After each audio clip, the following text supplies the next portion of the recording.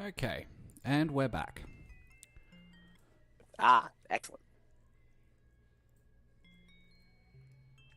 Many apologies for the failing technology. So long. Watch out for the orcs. Wait, there I are do orcs try now. and keep an eye on our stream as to how... Oh, that's an orc. Bzzzt. Ow. Oh, that's not Orcs good. always travel in packs. That is not good. Oh look, a mace. And a giant lizard. Did not need that. Oh, this is not good. This is not good at all.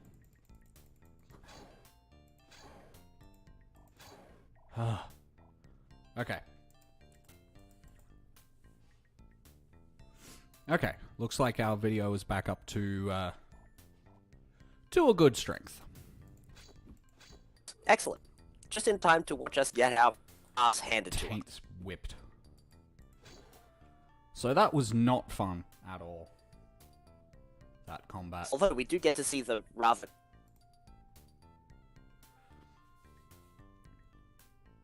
Alright. We get to see the rather cool thing that happens when you go down into under half health. Yes. The sprite changes to reflect that you're Everyone's not doing sprite so change. hot. Yes. I think Timothy gets a black card.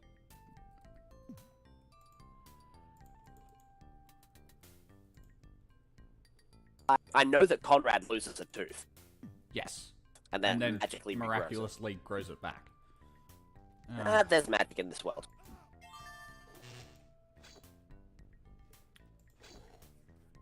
Well, that'd be why you're getting hit so hard. What? You were in a semi-pizza.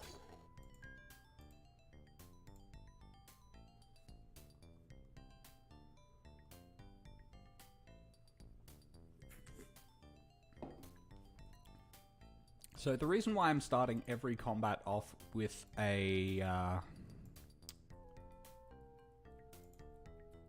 magical With the only magic you attack know. is so that I can gain some magic levels. Magic in this game being, like in most games, pretty OP. And there's a reason why I'm not doing it with Timothy that will be made clear in the fullness of time.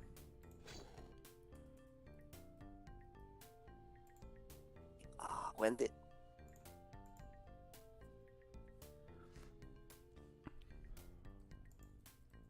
You know, I just figured out what's making it so difficult to rest. What? The key that I'm using to talk, I Ah, have to push down. It is apparently cancelling out the resting.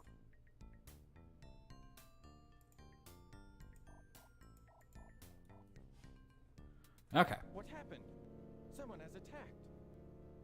What fiends would slaughter a poor defenseless dog? Even kill the dog. It's on now.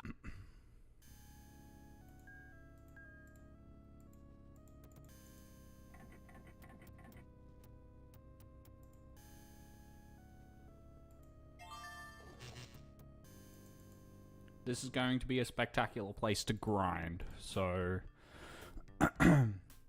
so we're just going to keep killing orcs and then coming outside to sleep.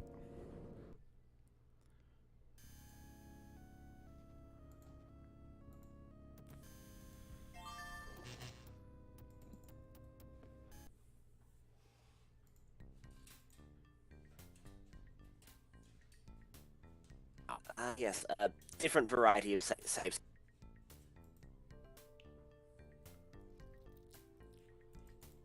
Yes, abusing area transitions for fun and profit.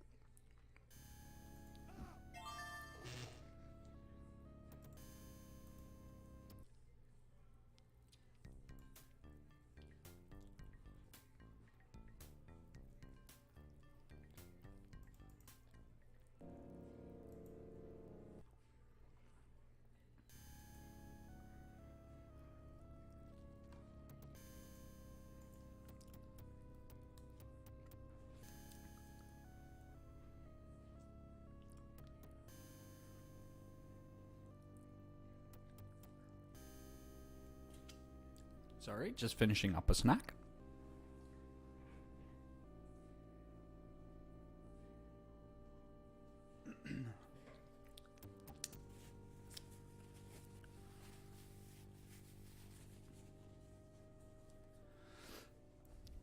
Okay.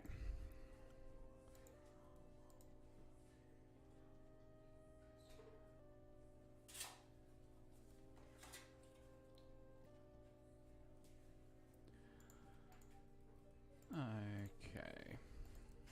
Wow, must be some clumsy orcs. Someone has been burning parchments. Let's see if we can find one. Hey, this one's only half burned. Richard, my research indicates imperative that you're joined with the ruby. Combat the nether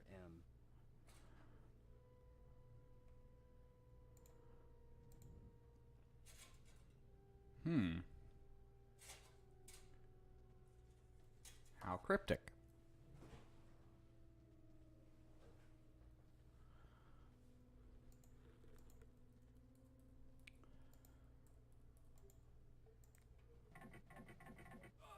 Alright. Gonna zap you and shank you.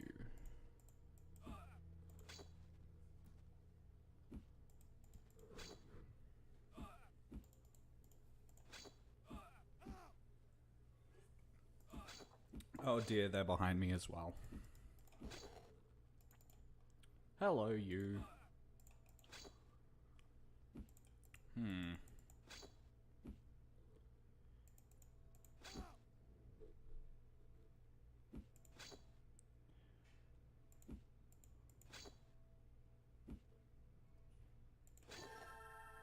Okay. So, gaining fighter levels increases your hit points. And gaining mage levels increases your magic points.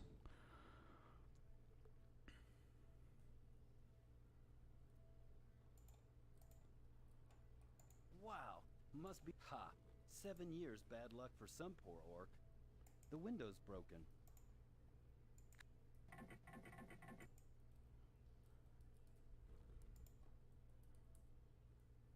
Must have been painful.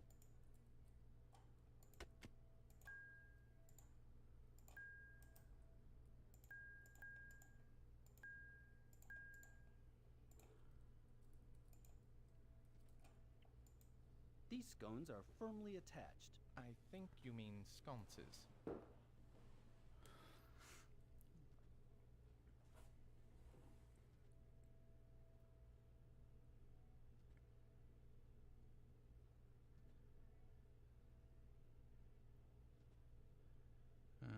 Apologies once again.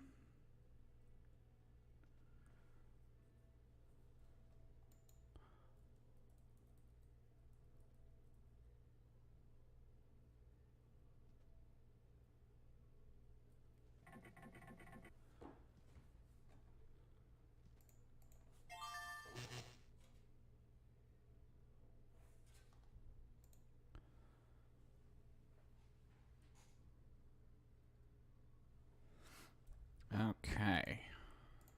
Anything else in here? I wonder who that was. Nope. Alright. We're gonna go ahead and do a save.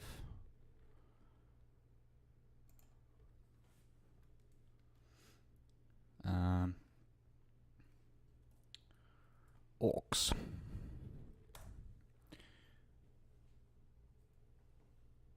You small, what you? Well, these are probably not nice people, so... You shall perish by my hand.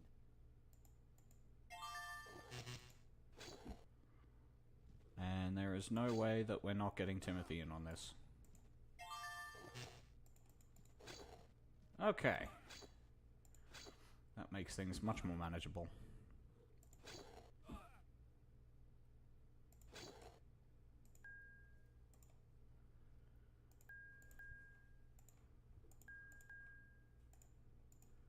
There are silver coins in here. This is Roland's hiding place. I hope he is in here.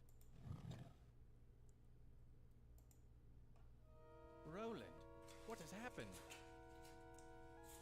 Timothy, the Dark Army passed through here not an hour ago. They have stolen the Ruby of Truth. We will take you to Gladstone with us. Dawn will heal your wounds. I am beyond healing.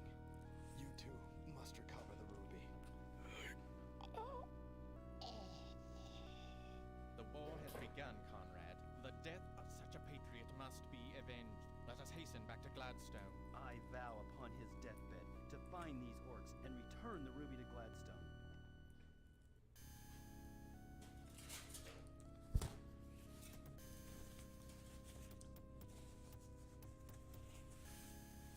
Okay. I am now done with my food. No more interruptions. If I don't take these coins, the orcs will. Empty.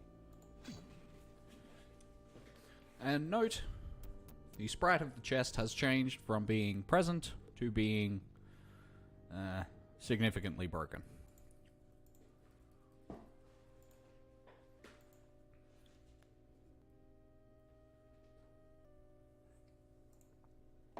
Okay, continuing with our quest. Now that we have some money, it might be a solid idea to go back to Bucks.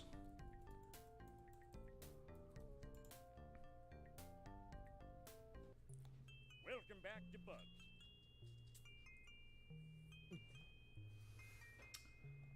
Buy the one on the left. Definitely going to buy the boots, and definitely buying the buckler.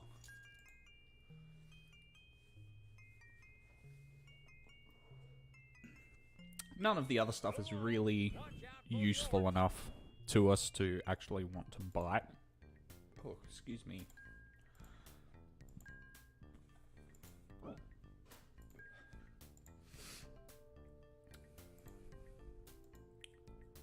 Okay.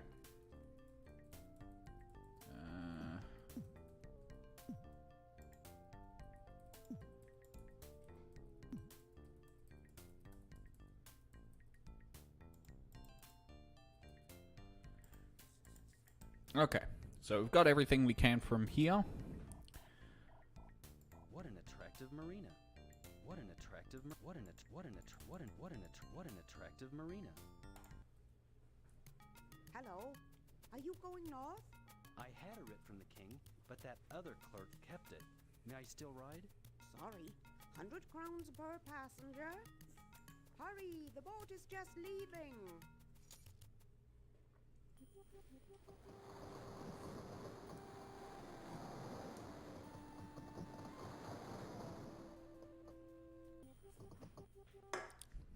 Okay, so we're gonna quickly go back to Gladstone. You may pass. What tidings bring you from the Southland? The Dark Army has stolen the ruby. I must tell King Richard. His Highness is resting in the throne room. Hasten to him with this news. But first, as every good adventurer does, stop by the shop. You again come to see Victor. That workmanship. Fine work, except Because this is the last opportunity that we will have to sell stuff fine for work, some except time. for Russ Bott. That you need for And okay, we're good. you again come visit. No, Alright. So now we're going to strip down Timothy.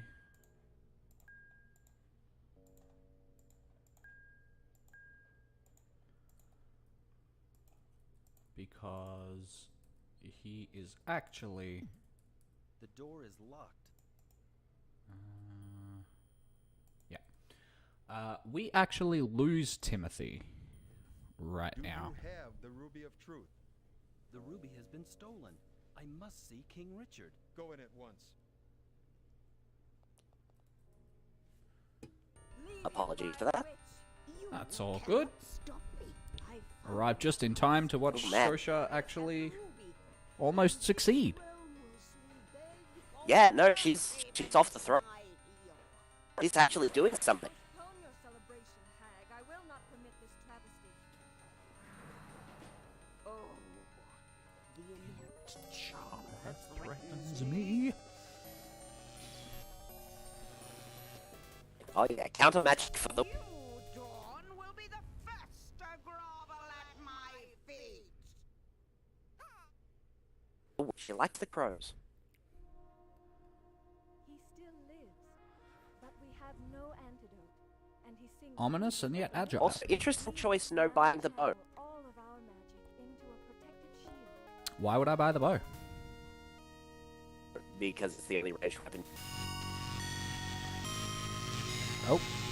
And the Australian potato internet just kicked in again and booted Kyle. So he shall be back momentarily. Elvni, Mekilno, Connax!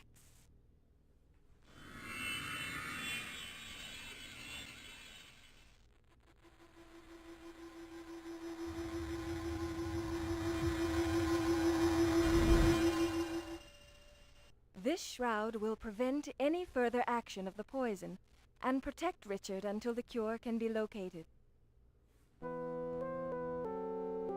Our potions cannot cure him, but legends speak of an elixir that could.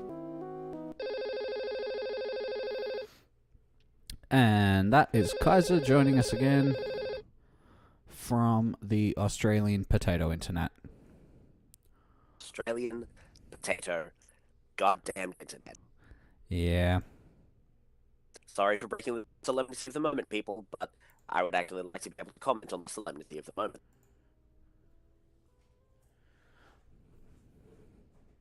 So,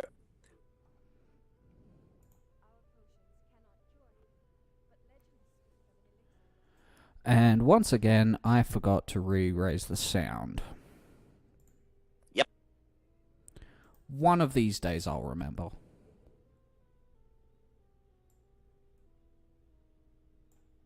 to quote one of my favorite sitcoms, and on that day, Satan shall be skating to work.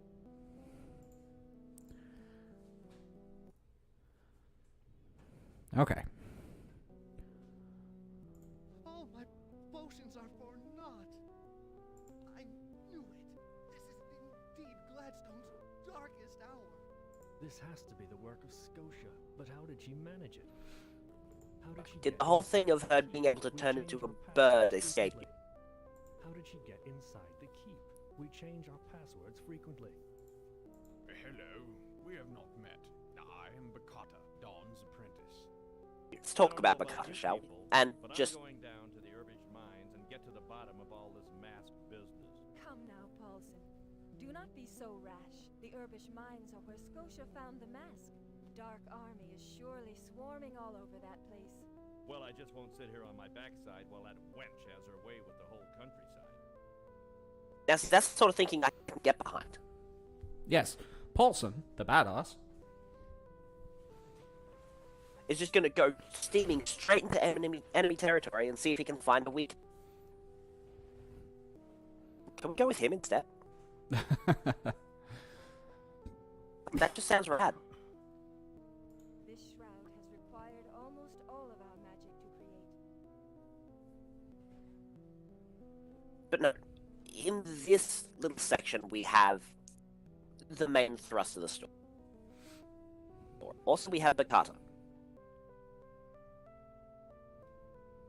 who is interesting from a racial perspective. He is a Thumgog. This game's goddamn elves. And I am, of course, including the fact that Timothy is a goddamn elf. If memory serves, Thumgogs are technically immortal. If a Thumgog dies, what happens is their soul kinda uses their body as a seed and gives birth to a new immature but completely mentally capable Thomgok.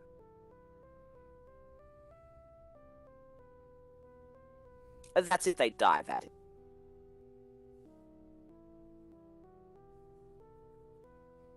In this game, when people get knocked out, We must ask that you that's visit just the unconscious. Oracle. Perhaps he knows a cure for Richard. The who and where is it? Do you know, Timothy?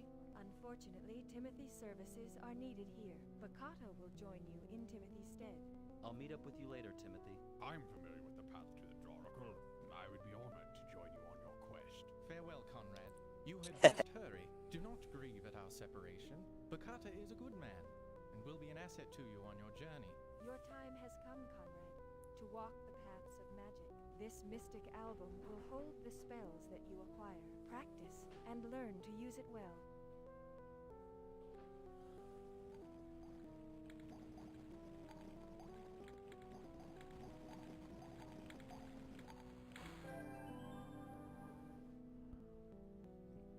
And so we get our second spell.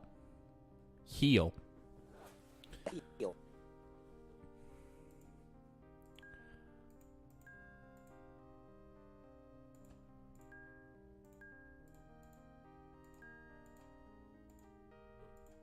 And this is why Bakata is just so damn badass. Yes, he gets 2 weapons and 2 shields.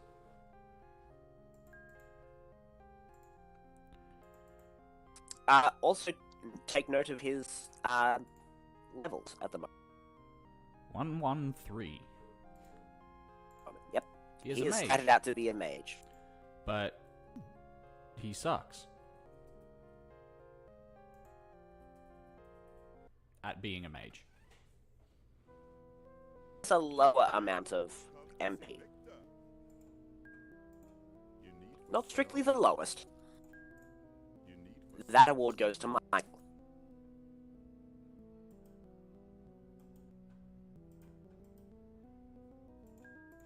You need for That's not worth anything to Victor. Maybe you But have no, something one else. of the most common things to do with... Okay, curious choice. Hmm? You're not going to buy the second rapier and have Bakata dual wielding? I don't know. Because one of the most common choices that I've seen people make in terms of equipping Bakata is just having 2 melee weapons and have him hit like a truck. However, the enterprising people have a different Do you recall play, seeing the caverns east of the keep? which is to equip him with 2 No, ranged we, weapons. There is a passage. Let us bear east and then proceed north as soon as possible. And have him pump his This mystic channel. rogue levels to just insane levels. Yes, very much. And that's the way I think we prefer to spec him out, if you will. Oh yes, ever since we learned about that, it just made total sense. Ugh, Which is also why I question why you didn't buy the bow. He needs to get some fighter levels before we really Let's try make him this. the ranged Jabba, the wall is moved. fighter. 6. Yeah. In here, there be rats. Which are annoying as hell. Mostly because they poison.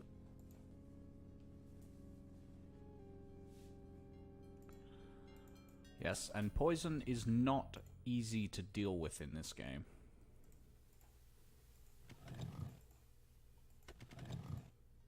we just needed the right combination. Nope. To handle poison in this game, you either need ginseng Watch out. Those fellows. or a level 3 heal spell.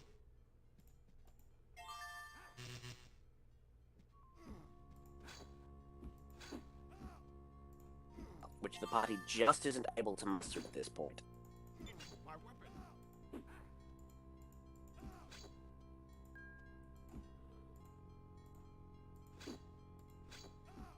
So something to note is that Bakata can get disarmed There's silver coins in here. without losing the entirety of his combat capability. Yes, he gets one arm disarmed. Silver coins in here. Which kind of makes sense, because honestly, having 2 pairs of arms is just OP.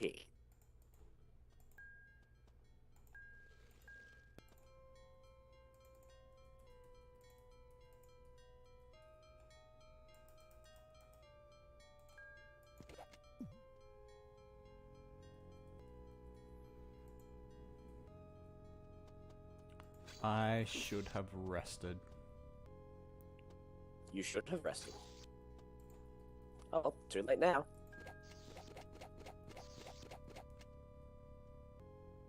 Oh, yeah. Abusing traps for fun and prop. Ow. Ow. Ow. Also note, Bakata has green blood.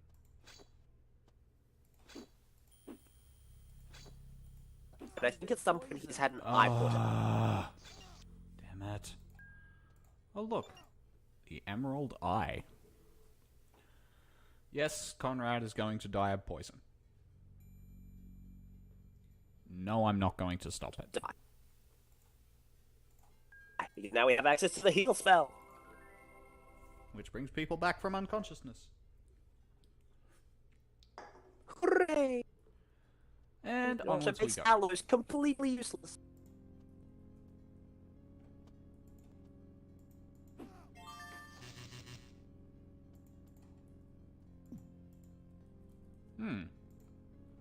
Because before we got the heal spell, at the very least we were able to use alloys to...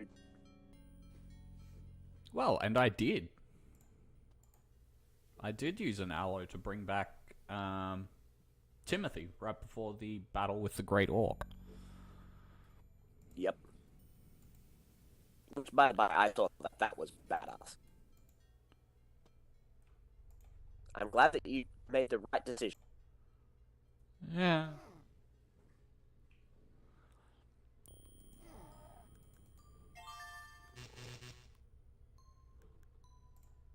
I am going to be using magic as much as possible because magic is broken. Does, however, mean that we'll be resting a lot. Well, thankfully, resting in this game isn't particularly onerous. Ah, my favorite weapon of all. The hammer. A sledgehammer. There's something on the north wall. Bones. Well, that's not creepy in the slightest. Ugh, this room smells worse than the rest. Oh, how Hey, disgusting. dude. What? I got the one on the right. This cavern looks like those He's monsters jiggly. in. Heavens, I'm feeling a bit queasy. Oh, that Oh, bodes how well. disgusting. Hey, there's something alive in there. Shall we cut this one open?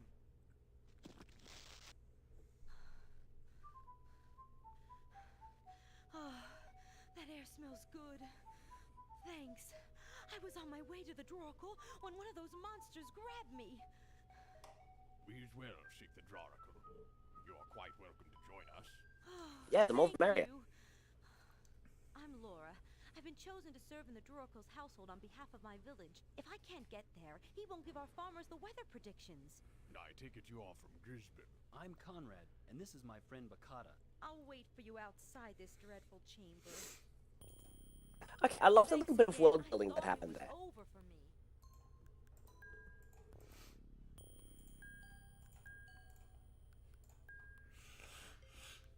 Because like now we know that there's a place by the name of Grisble, and they use and abuse the fact that there's a fortune teller for mundane utility.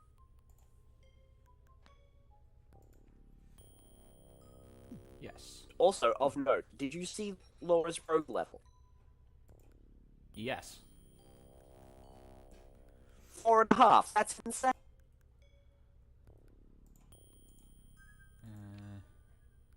Let's see. That's right. It's on this wall. There's a trap door up here. Okay. Incidentally, it is entirely possible to miss Laura throughout this whole dungeon. Yes. Laura is actually an optional get.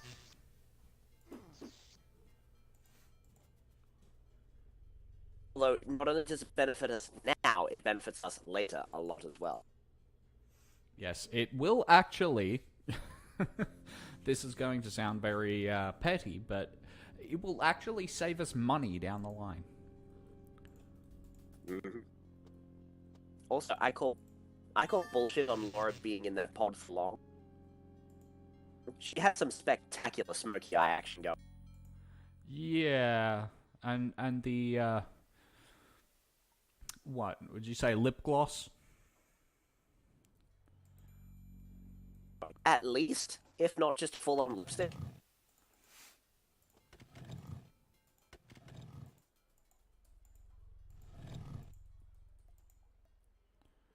I know it's somewhat petty to comment, but still. I say, now we're getting somewhere. And this is why we needed to take that detour. Yes, because we needed to get that sledgehammer. Yep. Yeah. And not just because it's one of the greatest weapons in the game. Well, I mean, that one is not the greatest weapon in the game. However, there are others that... And as you may have seen, there are named objects. Yep, the one that we've come across so far is the axe Yes. dominance. Great. No, it wasn't axe. Just a regular old axe. Yep. And it's actually weaker than a normal axe. Yeah. Which is ironic, considering its name.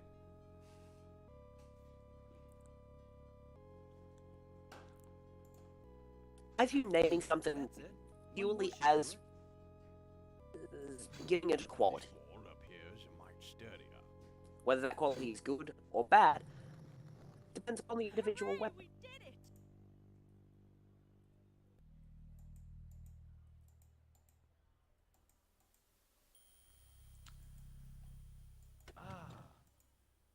Ah, yes. Button. Alright. Well, Let's jump forward down the hole. in a downward motion, and oh, these things. I hate these things. Really, really do. These things hit like a tank. Fortunately, they're kind of soft when it comes to health, so... Glass cannons. Especially if you can bring somebody with some magic into the fray. Yeah, because they're quite...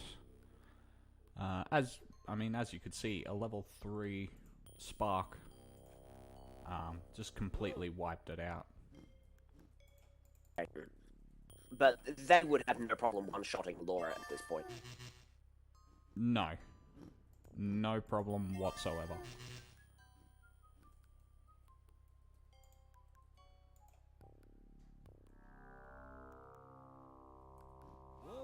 So it is actually really important that you hit them first, hit them hard, and make sure that the battle is over before it begins.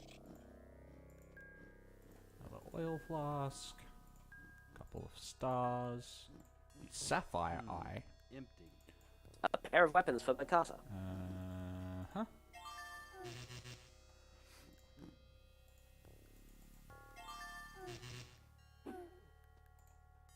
So then Mikasa is going to turn from a dual-wielding fiend to the most badass ninja of all time.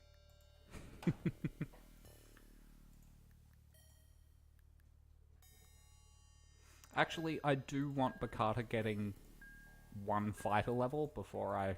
At least that one fighter level. That's Yeah. fair. That's fair. Now, which way do we go? Oh, Splendid. obviously we go this way.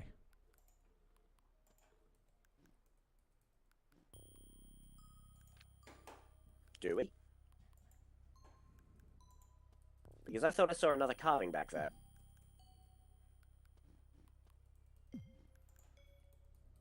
Trust me, we want to go this way.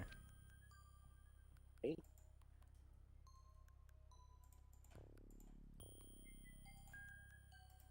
Dagger in, dagger out. I do not have any daggers, which is unfortunate. Womp womp.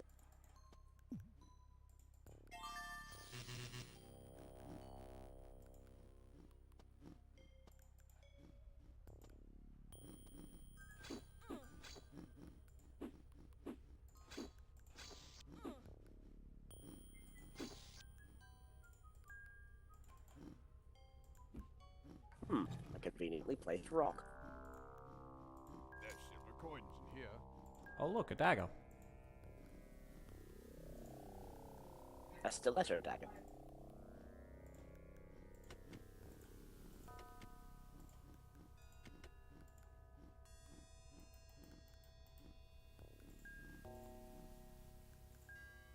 It doesn't fit.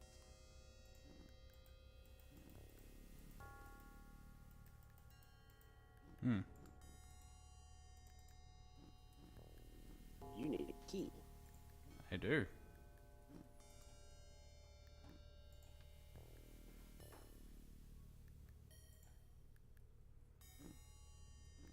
Haven't explored down here yet.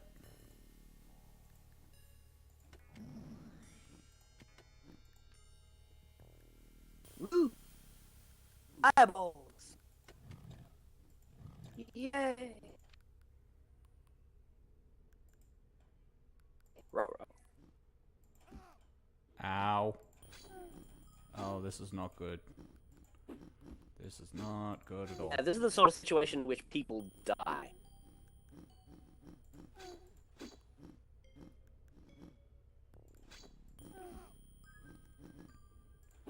Note how much damage they do. That was That's against quite- That's against one of our most well-protected party members. So you can kind of see how they would have no problem whatsoever one-shotting Laura.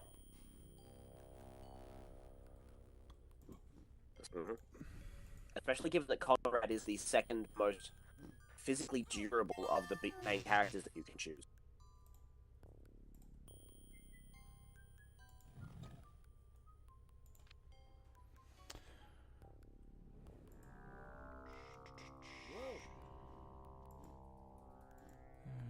Ah, the good old spinning floor trap.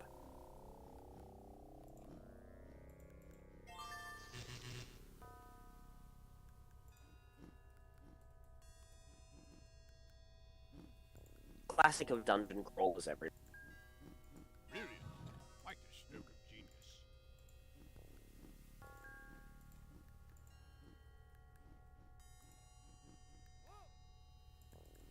Chest.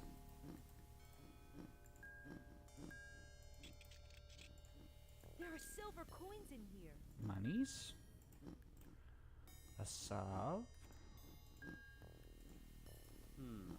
And a stick. And a tree stick. That strikes me as actually rather cruel.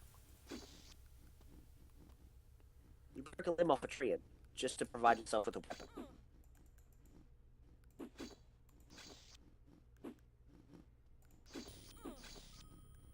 Okay. Come on. Well, there goes Laura. Better get the heal spell ready. I've been poisoned. Oh, really, Bakata?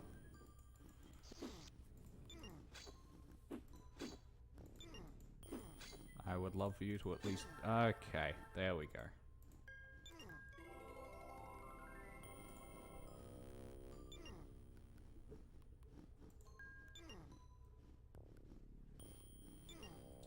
Now we're going to do a very unfortunate thing and let Bakata die.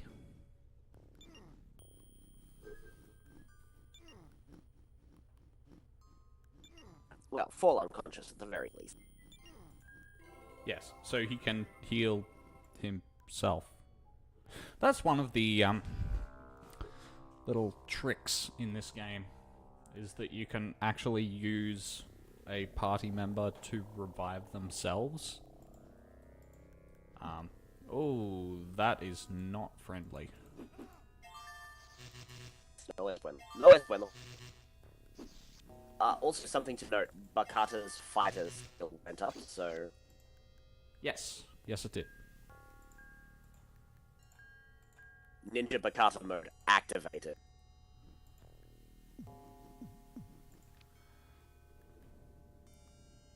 Now, if we had opened up this way first, there would be a secret wall through there. Sadly, we did not.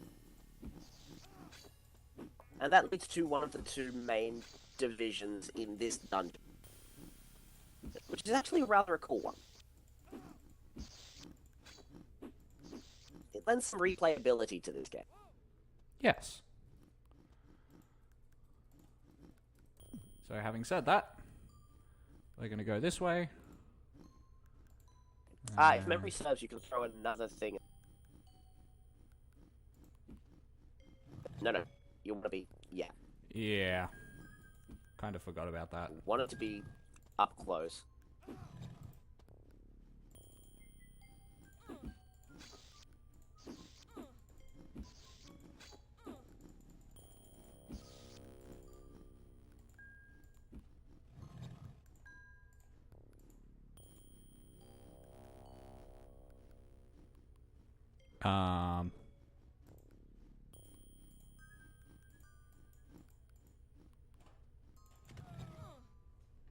I really should have slept before doing that.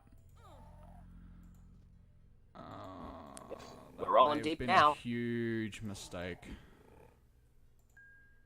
Okay. We're Well, okay. at least you get back all of your garbage items. Can't do without dem rocks. Yeah. Well, I mean, we've already seen how pressure plates in this game can have an effect on the way you progress through a dungeon. No es bueno. Okay.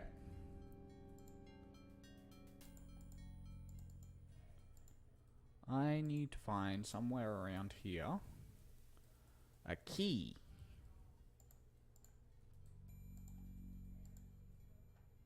Oh, look. A key.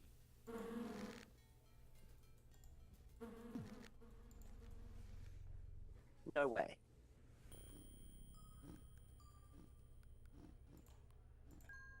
It does not fit. Nope. All right.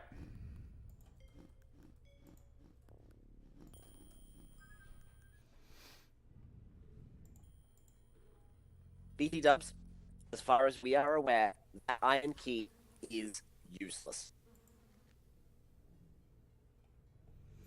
Yeah, there's actually, unfortunately, a few of those. But fortunately, they're mostly not until much later in the game.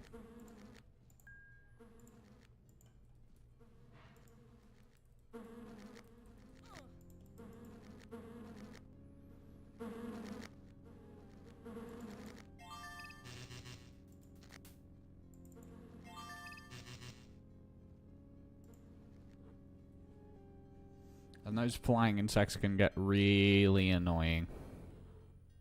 Because guess what they do as well?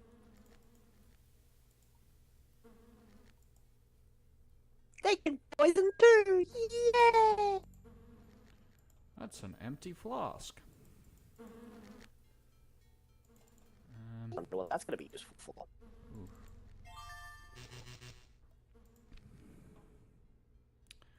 I am absolutely going around in circles. Okay. In circles? Yes. Yes, you are.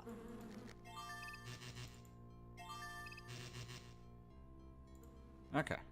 So now we're going to rest again, recover some hit points. And then we're going to have a good old time. Actually, the next thing we're going to do is refill the lantern so that we can actually see. Oh look, the wall moved.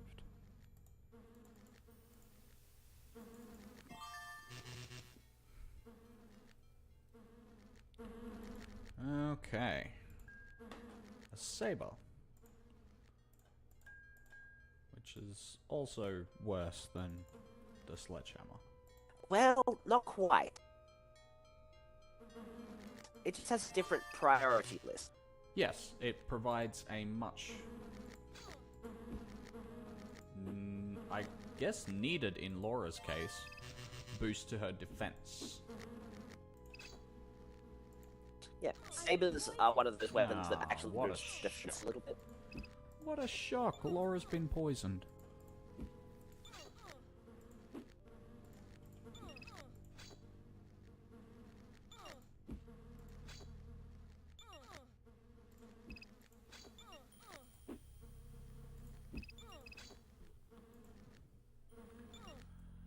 Okay. I wish you wouldn't. Really, really wish you wouldn't.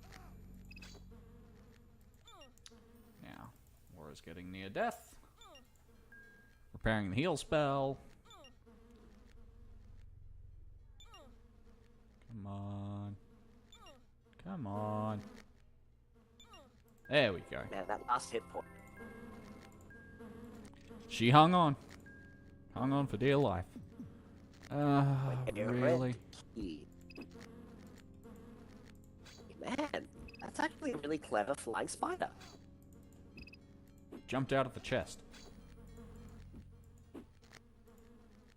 Still clever. Clever, but annoying. Alright, so we'll open that up. Take another aloe. Take some more boots.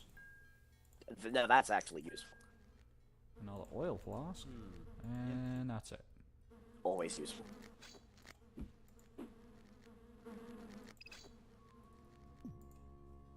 Time to sleep.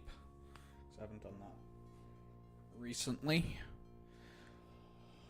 Ooh. Okay. Moving on.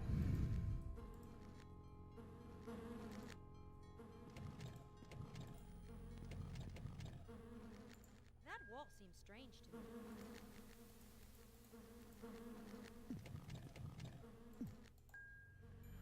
And we find that the dagger has changed.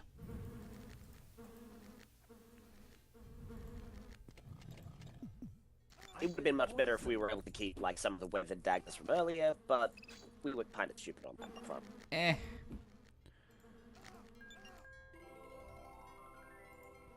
And there you see, level 3 heal. Heals Also, poison. thankfully, cures poison.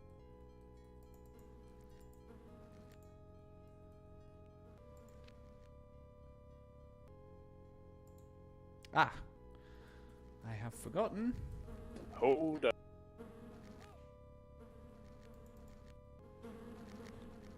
God, how many of those things are there? I don't think I have about getting more ever experience? seen... I don't think I've ever seen that many of those lizards in here before. And we haven't even gotten a chance to see their big special attack thing. They're able to bind up people in webs. Okay, looks like Conrad just gained a fighter level. Go, Conrad. Stop it with the things.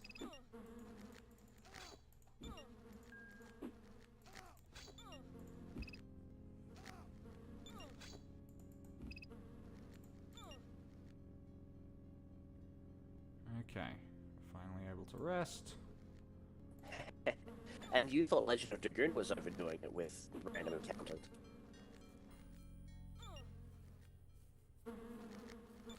Well, this is a different way of doing random encounters.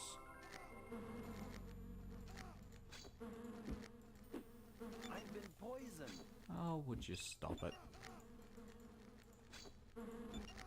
I may let Conrad die. Oh, screw this noise.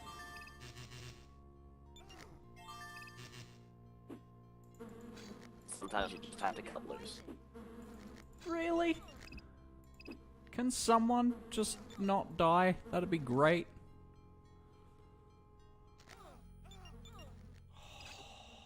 Stop.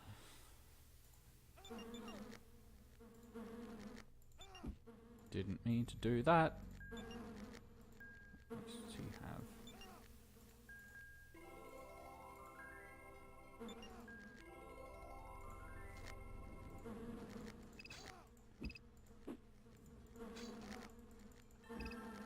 Hey! So, as was demonstrated, projectile weapons increase rogue levels. Carter's now slightly less terrible at being a ninja.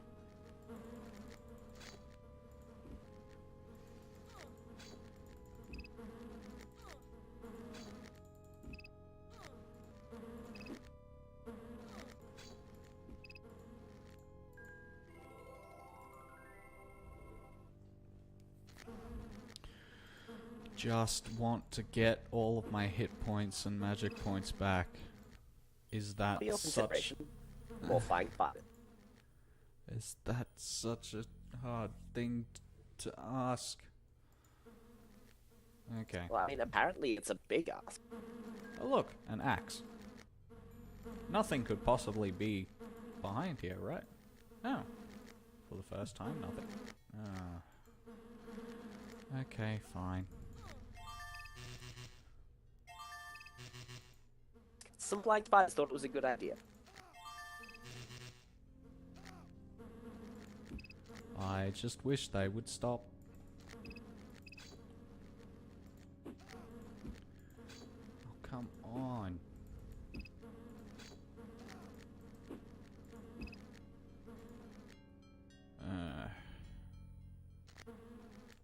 I believe the appropriate phrase here is can't stop, won't stop.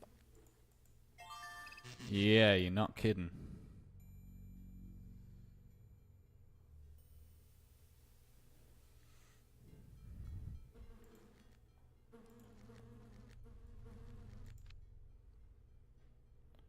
Also, I never kid.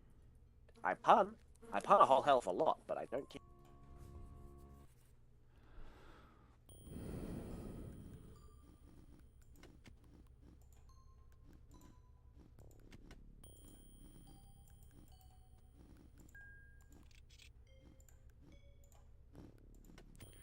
Oh, that's annoying.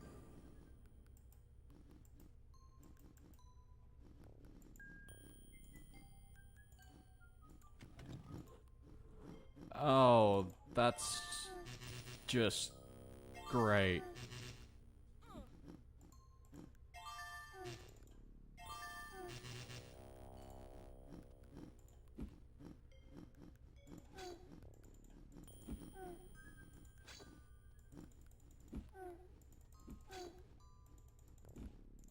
I hope you're ready for the Cro-Magnon Express. Okay. That's quite enough of that. The key doesn't fit.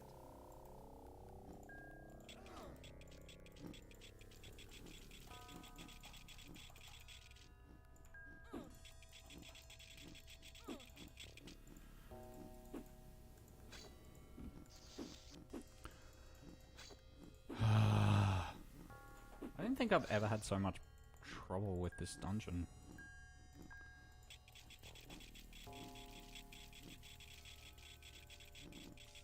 Let's give the Carter a shot.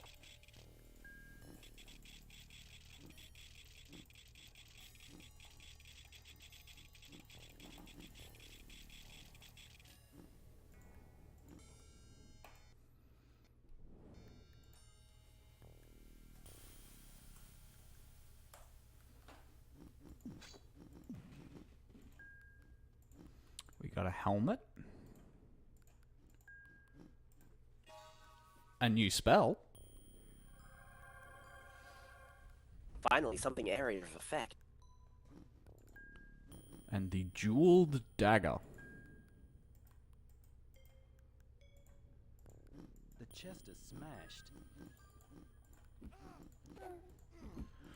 Note how much damage Conrad just did.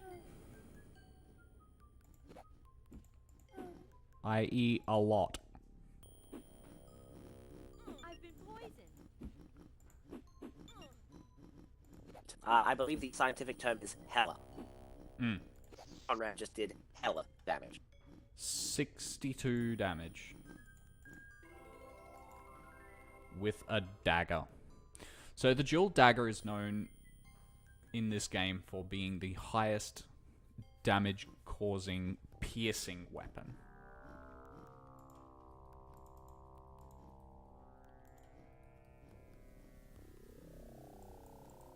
Note that there are other weapons that deal more damage. Yes, the jeweled But dagger none that are as just... specific as the... Yeah.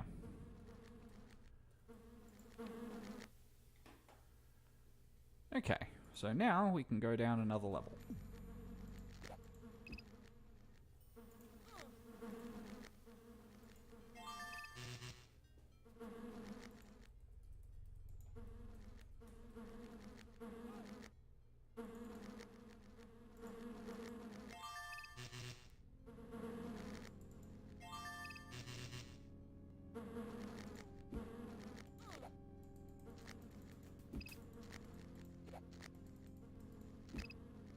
Oh boy, I hope you enjoy flying spiders.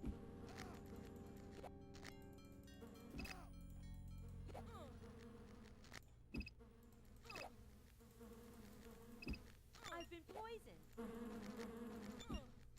The good thing about the jeweled dagger at this point in the game is if you hit with it, you are going to kill. It's gonna be a one-shot. It's almost definitely. The trouble is actually hitting with.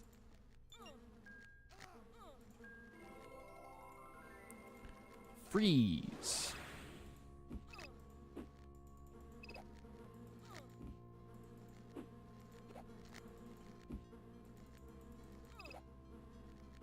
Oh, would you stop it?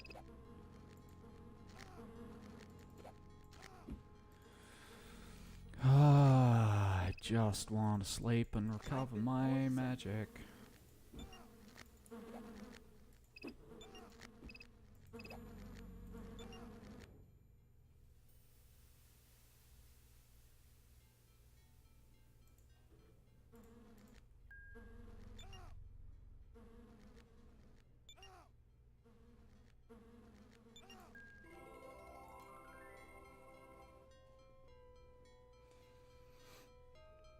Okay, and we're good.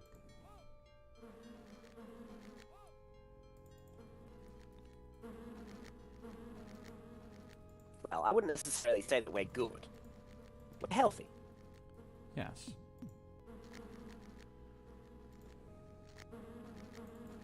We're still caught up in the midst of a dungeon with hardly any knowledge of exactly what we're doing.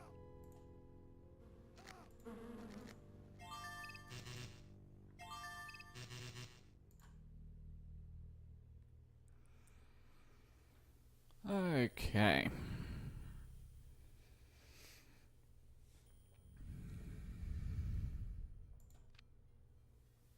I do kind of wish there was some way to get out of here. Unfortunately, there is not. I would like to go back to Victor and sell some stuff, but... No. Oh! And here we come to the This is first point in the game. instance where we start to have to strip off all of our armor at risk of it actually falling prey to acid.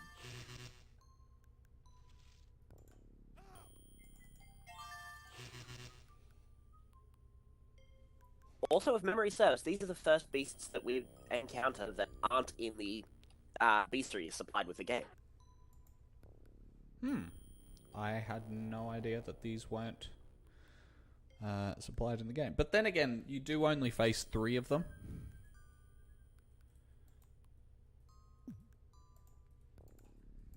gonna Then throw it out there. How many wild boars do you face?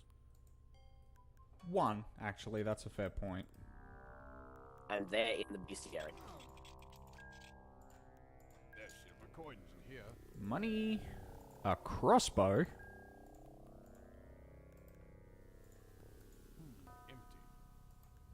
Empty. Alright. Okay, they just spawned That in is front one of thing me. about this game that isn't quite great.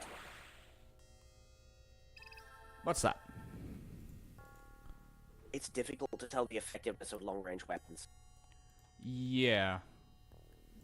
Like, it's difficult at first blush to be able to say this weapon is better than this weapon. One of those stones in the wall looks loose to me. Okay. That's a fireball. Whee! Fireballs!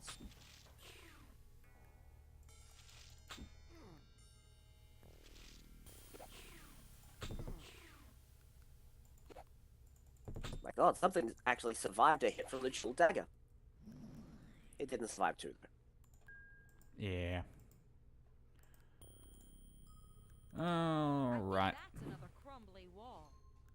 Come on, Laura, show us your strength. And just gonna heal up Bakata real quick. And we're good to go. Oh look, another chest. Thanks, Laura. That's a salve. A bezel ring. Bezel rings are, put simply, amazing. That's the one that improves your rogue level by what? Nope. The bezel ring makes you immune to poison.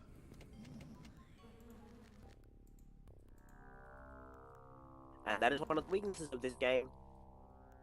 You would have no way of knowing that unless you looked up a walkthrough. Yeah.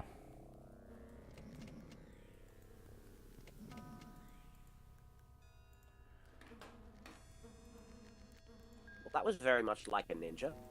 Dagger in, dagger out. And here's all the stuff that we put into the wall to get our dagger. There are silver coins in here. But unfortunately now comes to the point where we have to give it up. Sad face. And also the point where we strip Laura.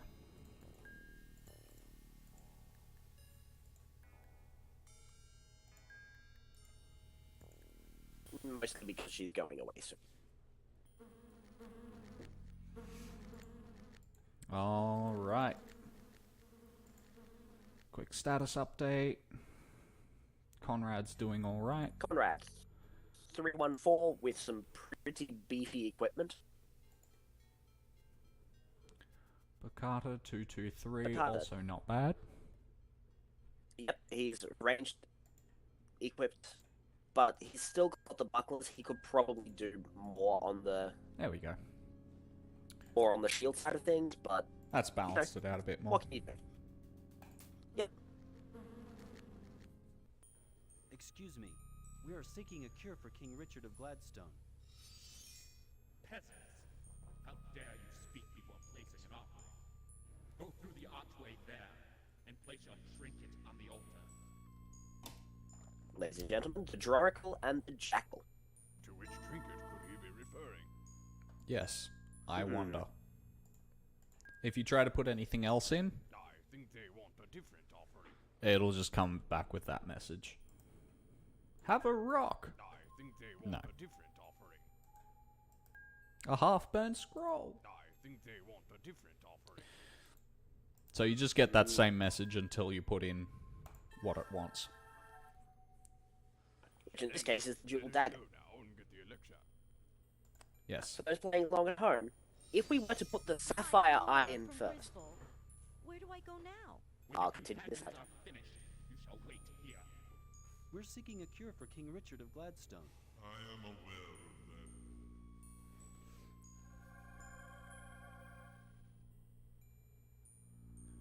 Only the elixir of Tybalt can cure Gladstone's monarch. are everywhere. But the elixir you seek can only be created in an ancient white tower. I say, could you be a bit more specific? The Master has spoken. If you want more information, you must present another gift. No, I will answer their query. Fate has condemned me to this course, and along its path I must tread. You must obtain 4 special trophies. First, you must butcher the creature whose flesh has never lived. Next, you must see the sweetness of your enemy. The third ingredient must be collected from the deadly depths. Lastly, you will need powders taken from the heart of your mother. This has been inscribed on a scroll for you. Thank you. Well, so long, Laura. Best of luck to you. Thank you very much for your assistance. All Griswold owes you a debt of gratitude for leading me through those dreadful caves. The Master has spoken. You must leave now. All right. Okay, so, as I was saying beforehand, if we put in the Sapphire Eye first, we would not have been able to collect the Jewel Dagger. Actually, However, it's a little Bad luck. more than that. You will have to unravel the Draugr riddle before we can assemble any of the ingredients. oh, we would have had to go through an entirely different level too. Oh, yes. But we would have had to put in the Sapphire Eye first and go through the secret wall.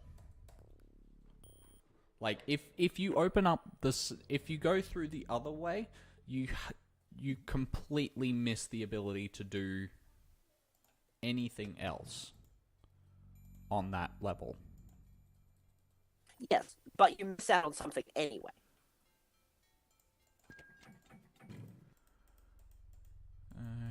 Okay. You're always going to miss out on something. Oh, yeah. In this case, you miss out on the capacity to have the Jewel Dagger as your chosen artifact. So what you do get is an object called the Silver Goblet. Which is arguably the better item to get. Yes. Since what the Silver Goblet does is that it acts as a free heal spell. Level Well, 3 heal semi- spell. For the cost of about a level 1 heal. Actually, no, it's even less Usable than infinitely. that. I think it's actually the Just cost, out of freeze. because you level up more from using Spark. Not fair. How did these orcs get Timothy's coin sack? How indeed. We don't need rocks at this point anymore. It will be quite some time before we have to deal with pressure plate shenanigans again. Drop the aloes. I'm doing this The for a aloes reason. are actually, yes. I'm doing this for a reason. What happened? Bacata, is that Conrad? Ooh. Gladstone has Well, that stolen. looks nasty. Scotia and the Dark Army have stolen. Pro tip, you want to keep that in, it's actually staunching blood flow. Still protects him. But we have the elixir, or at Although least it a recipe may be for it. kind of bleeding into your lung. Excuse me a moment. This arrow You're is kind of screwed either way. quite annoying. Oh Conrad, man, you what did I must just say? find The council. Only their 4 keys can open the shroud and allow application of the elixir. Remember, you must save the king and destroy Scotia. Are we going to let him just fade away like that? Shouldn't we assist him somehow? Death is so often embarrassing. Let us at least leave the poor man with his dignity. Well then, where shall we begin? Can we find these ingredients? What about the ruby? And where's the council? I'll wager they followed my Mistress Dawn into Oppenwood. In that case, we'll need to get across Lake Dread ourselves. Then let's get down to the marina and see if we can find a boat. Spectacular idea.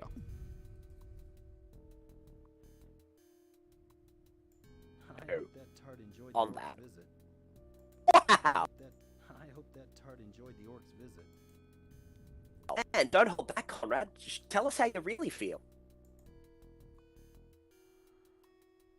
Psst, what was that? I think there's someone in the bushes there. Conrad. Exactly you planning holding that rock? Soldiers everywhere. We know. Timothy told us of the attack on Gladstone. We're looking for a boat that can take us to Oppenwood. Lucky for you. The same boat that took Don just came back. Go this way. The boat waits at shore. Aren't you coming with us? No. Victor cannot get gold. Must settle score here first. You visit the rival city in a few days. Look for me, no? Good luck. Here, maybe you like this. No. Thank you, Victor.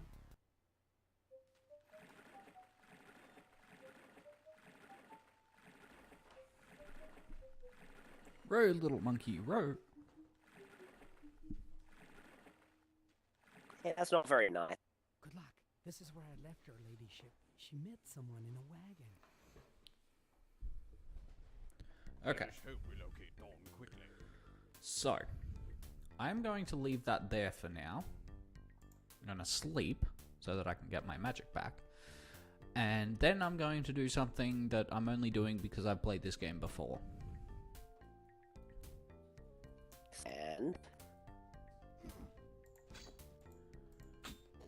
And I'm going to go this way.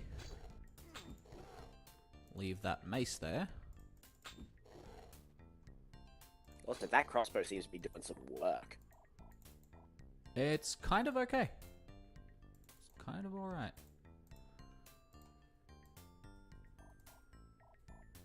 Actually, I'm going to pick it up and I'm going to put it with these rocks. I'm going to put this mace there What too. are you doing? Okay. I'm still not entirely sure where you're going with this. Where I'm going? Unless it's the Gorlab swamp in with... Sorry, Gorka swamp. Oh, I was... dear Wow. God, I hate these things. Pentrogs. The one thing that can abuse ranged mechanics just as much as we can. Also, they hit like a goddamn tank.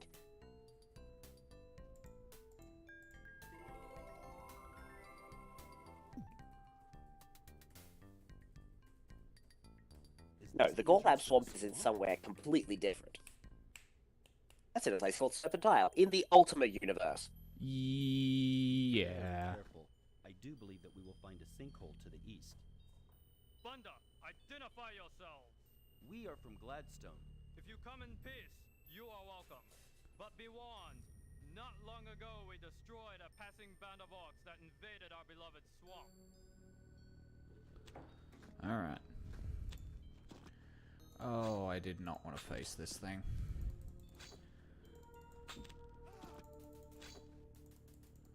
I'm gonna Is be... it kind of racist that the Gorka are not considered an enlightened race?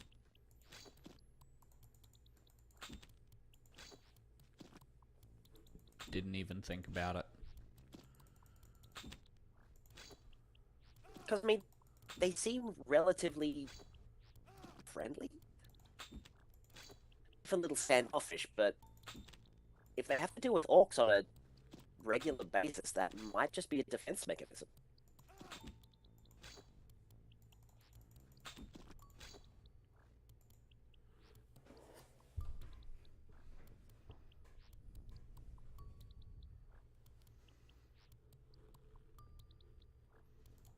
I don't know. Maybe I'm thinking about it too much. I really don't like these things.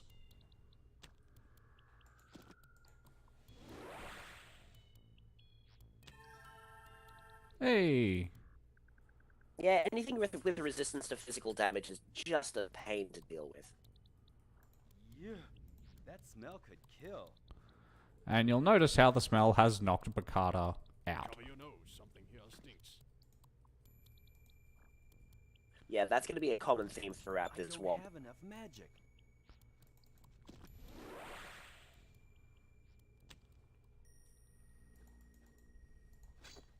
Also something of a theme. You'll notice how the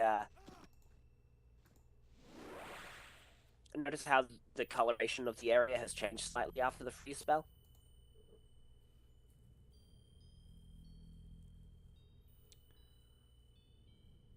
That is due to freeze actually affects the swamp in a way that makes it easier for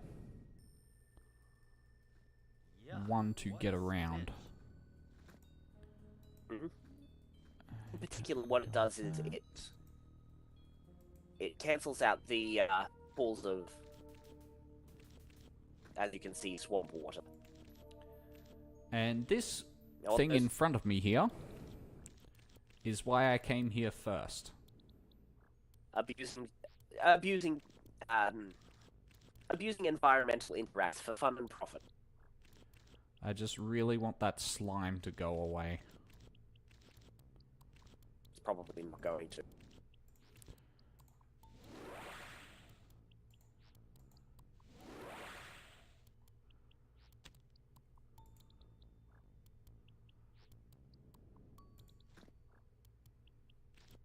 Oh, now it goes away.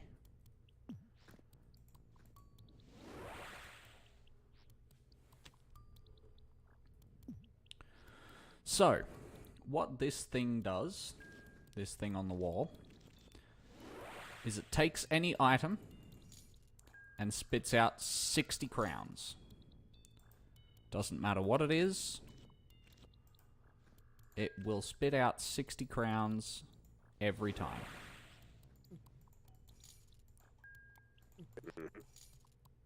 Which means that if you have something that sells for less than 60 crowns, it's a really easy way to make a truckload of money off of.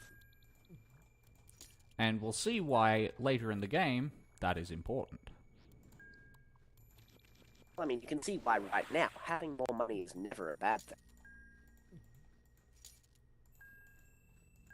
Also, I'm going to let you know before I actually disturb the game, because that pool of swamp water is an instant death thing. Yeah. The Australian potato internet strikes again. I'm going to need to get back in. You're going to need to what? The Australian potato internet has struck again. My connection to your monitor has ceased. Right.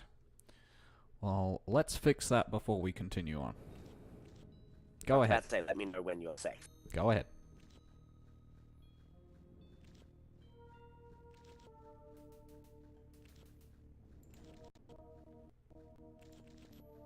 Alright.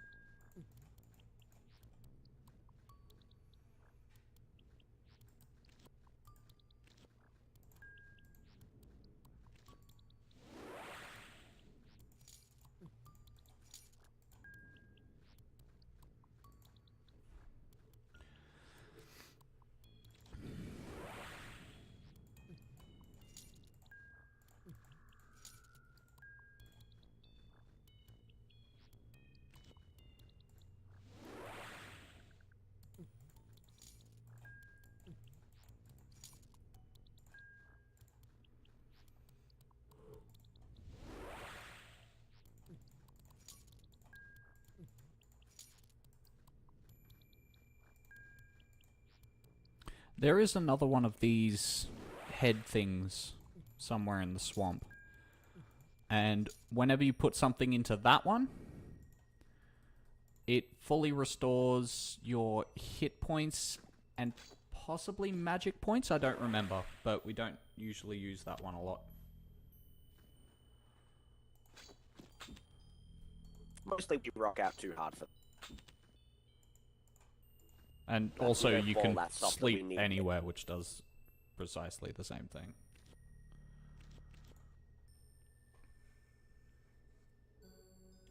But sleeping in the swamp is necessary to get around.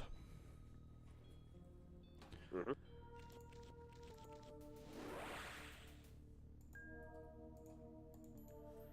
So now we're going to go and explore the swamp. You're going to go back and fetch the items that you left? Yep, that I walked straight past. Change your foot clothes lately.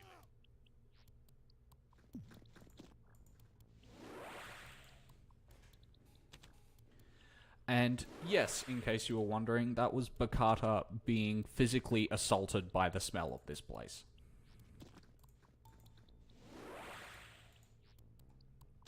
Swamp gas is no joke, ladies and gentlemen.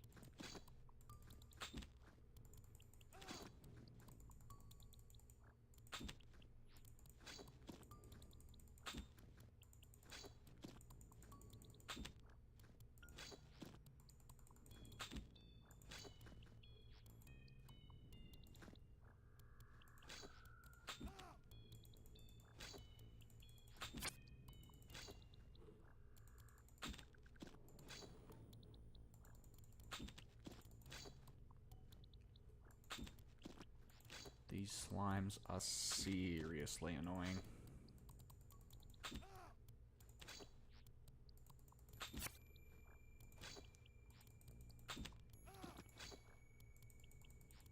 And they're effectively a meat wall.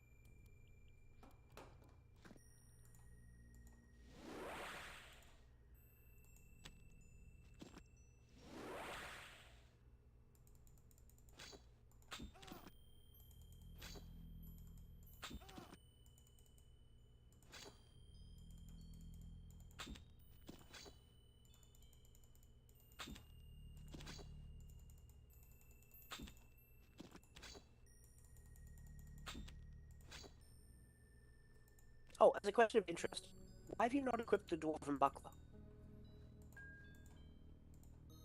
Fair question.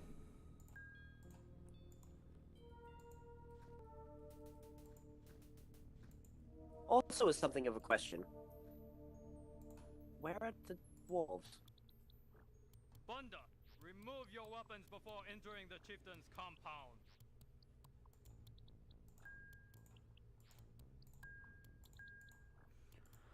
Another side effect of Bakata having two arms and the game being somewhat confused, you only ever have to remove Bakata's top weapon. Ah, you come to trade with the Gorka, no? No, we, Look, we have this beautiful red stone we take from orcs. What will you trade me for it? The Iron I Key. do not want that thing, but your eyes tell me you desire this red stone. yes, but, You are powerful warriors, yes? I will make you a deal. If you can destroy the powerful living sticks that have stolen our beloved brass helmet, I will give you the stone. Let's do it. Good. Bring the helmet as proof.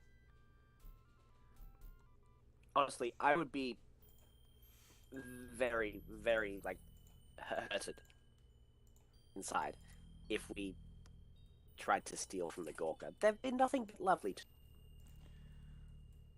And another side effect of having played this game before, I already know where it is. And these living sticks are so much better to deal with than the slimes. Oh right, he's passed out.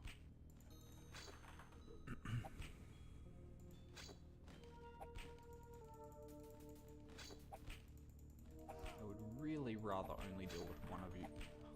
There's 4 of you? Really? Okay. This could get interesting.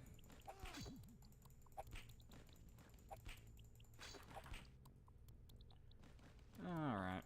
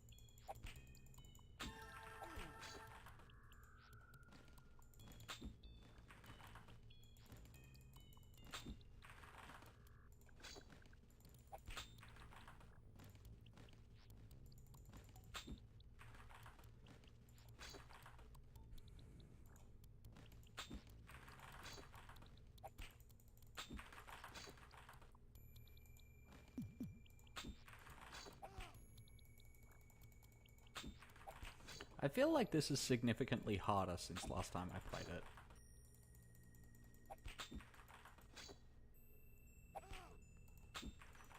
Eh. Just keep going strong. You'll get there in the end.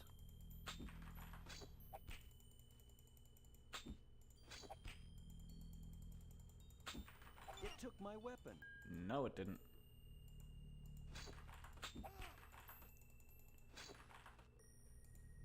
Oh yeah, and when a monster takes your weapon, there are some that take it until they die, and there are some that just kind of take it from you and drop it.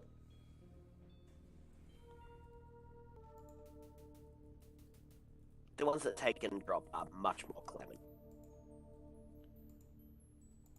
There are some that are also indiscriminate.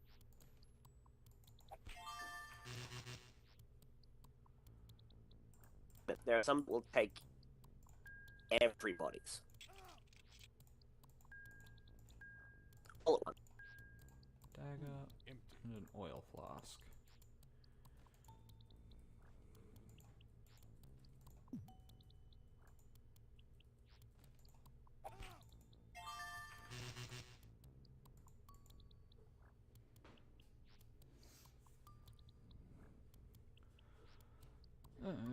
Okay.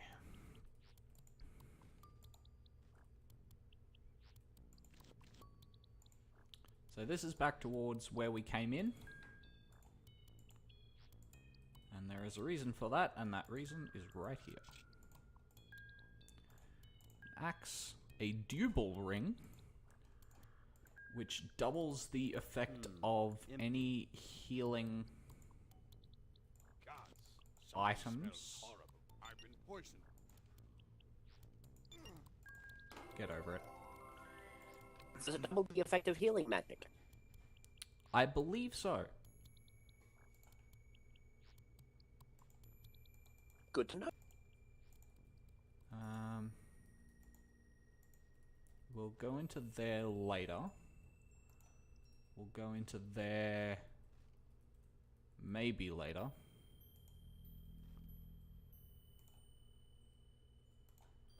And we'll go up here now. All right.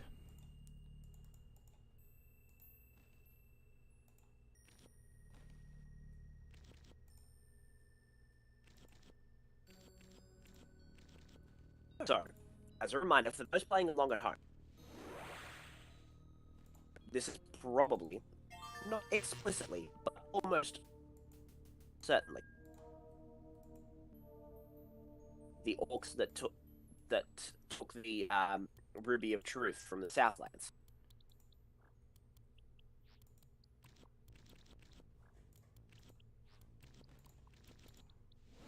They tried to take it through this swamp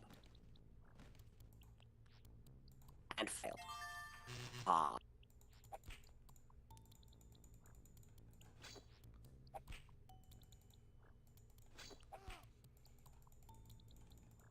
The Dorker, as it turns out, being just a little bit too hardcore for the orcs to.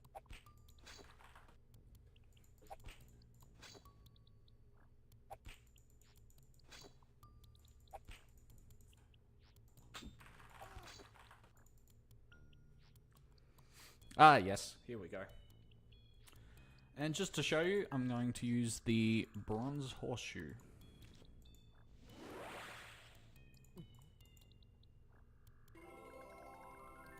So there you go. It fully restores hit points and magic. Hit points and magic. Oh, look. A bow.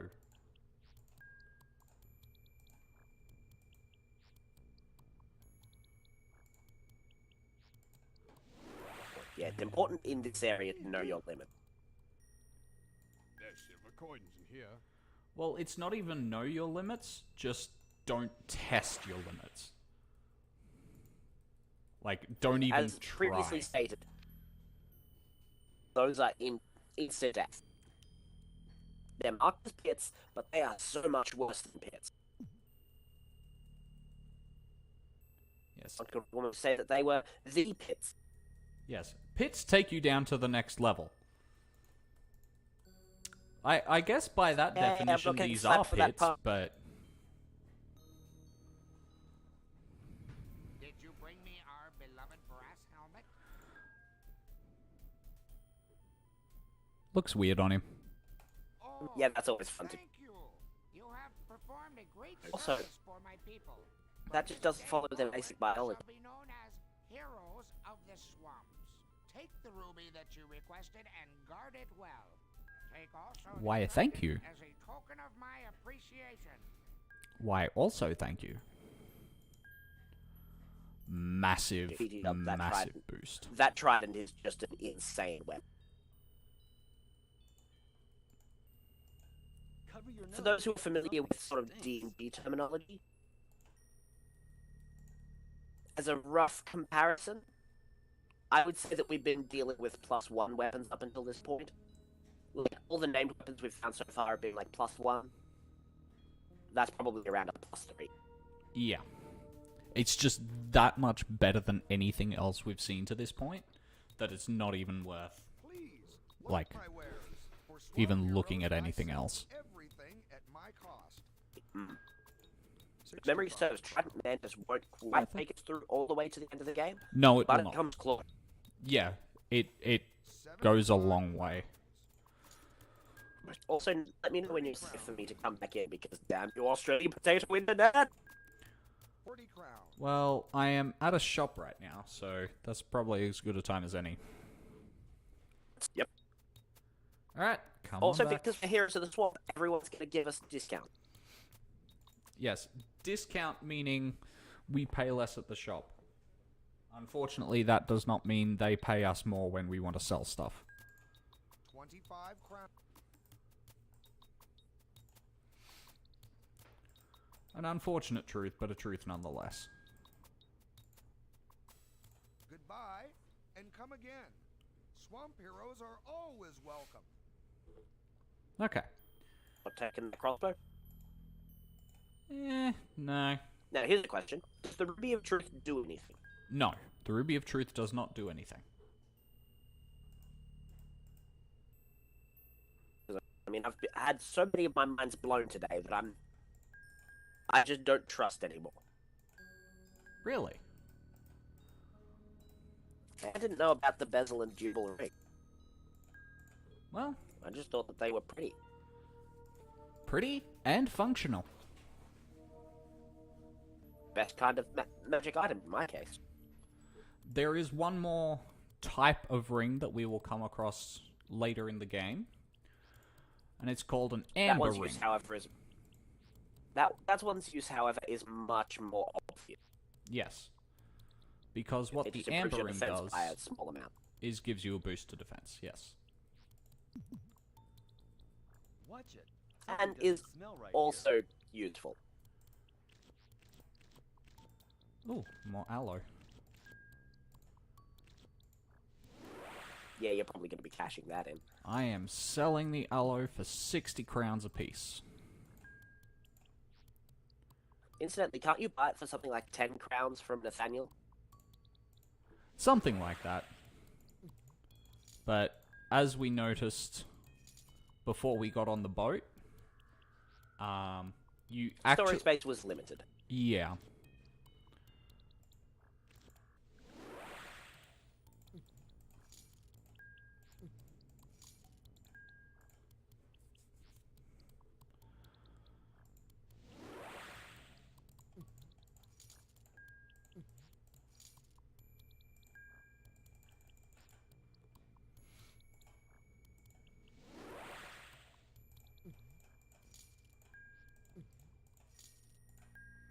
Now, though,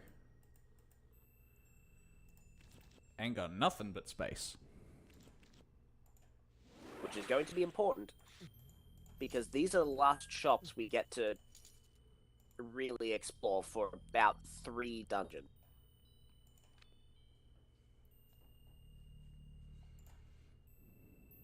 Okay. So, yeah. At this point, I'm just English! English! Yeah. Me fail English. So at this point, I'm just going to go back out the way we came in. Actually, I'm going to do a quick rearrange of my inventory. Thank you. My organizational beast was starting to growl a little bit. Let's see.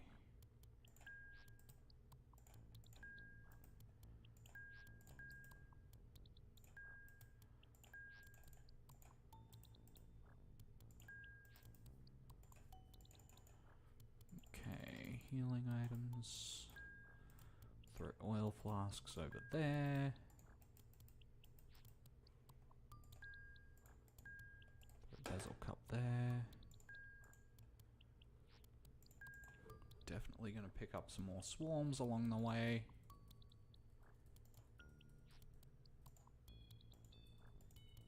Oh yes, by the by, because I didn't get a chance to comment on it when it was actually happening. Uh-huh. That burnt note. Yes.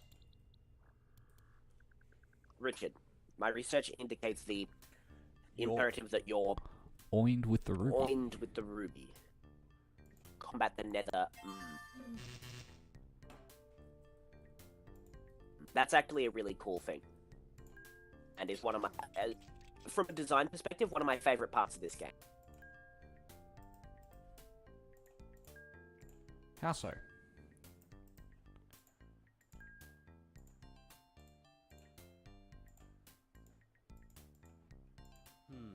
Empty. Well.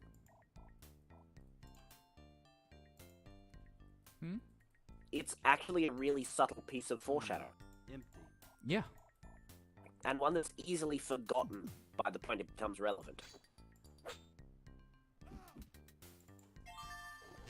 But it also blends seamlessly into the... It makes sense that if this guy's getting invaded... Oh, by the by, just have a look at all that damage that Mantis is doing. It's incredible. Oh yeah. It's a hell of a weapon.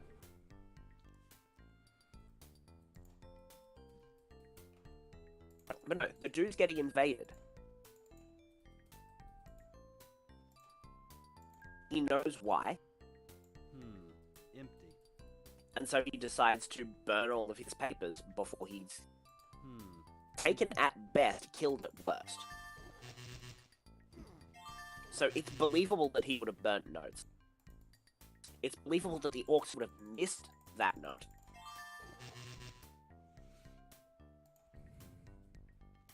And it's a beautiful piece of just, like I said, very subtle foreshadowing. Because that does become very important. I don't have enough magic.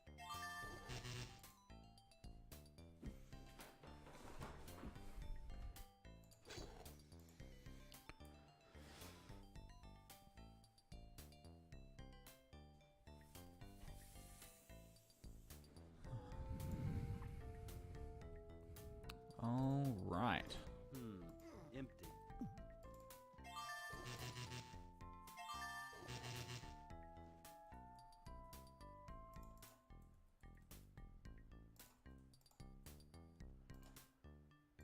Ow!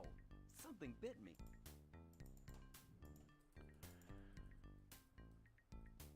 Yes, that was a secret wall.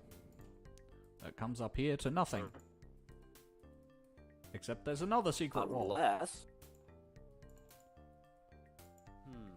Empty.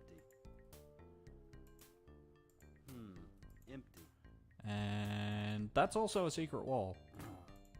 But I don't like where that goes. So we're going to explore over here. Yep. Yeah, don't get used to those pentrogs, boss. I don't like Incidentally, pentrogs. that's the name of these creatures. They're called pentrogs. Oh, really? There's another one? There's another two, actually.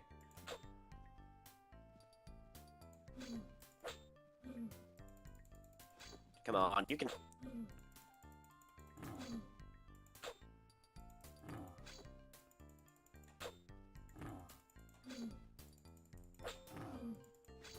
Ow.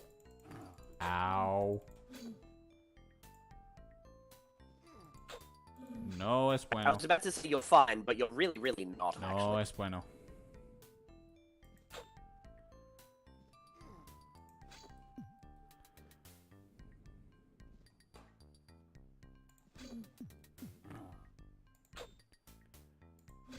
Okay. Hit and run tactics for the win. Kind of important that I get... Oh my god. Alright. Come at me, bro. I really, really hate those things. They hit way too hard, and they have ranged attacks. I mean, there will come a point, and it's actually kind of soon, that we will be able to outrange them. Because our ranged attacks will just hit harder. This stump has been picked clean. Ooh. I'm fairly certain our ranged attacks are hitting harder at the moment. It's purely from the point of view of you're dealing 2 attacks for each of theirs. Thank you, sir. You are very kind. I'm glad to be of service. You are most welcome, But sir. it may not be safe for you to touch me. We try to be good people.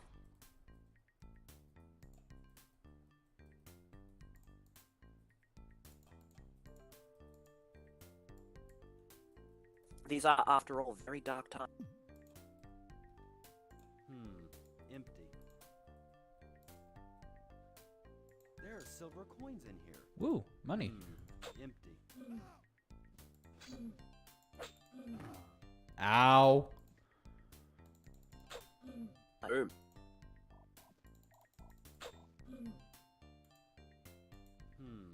Empty.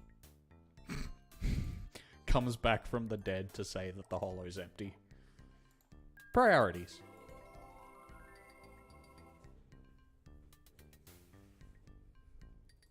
See, I view being unconscious in this game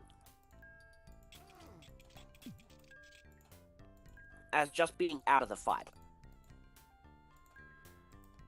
Cane leather jacket. Not necessarily unconscious. Another spell. Also, Sith Lightning is ours, ladies and gentlemen. Oh yeah, we haven't shown you what the extent of the spells are. But we will towards the end of the game once we can actually cast them all. In all their different variants. Now, spoilers.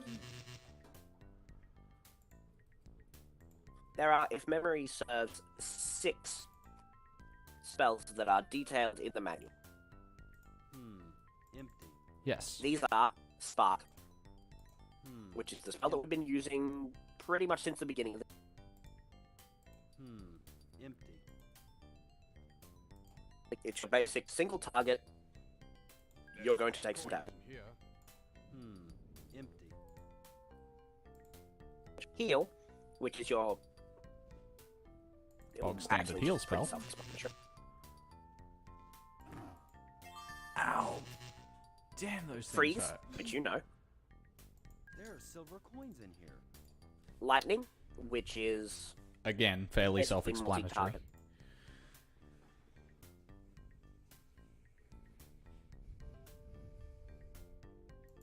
Yeah, if you ever want to try your hand at the dark side of the Force, lightning is your spell. Unlimited power comes as an optional app.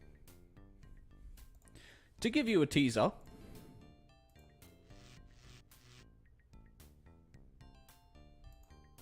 Oh, come on, that's barely any. There we go, that's slightly more like it.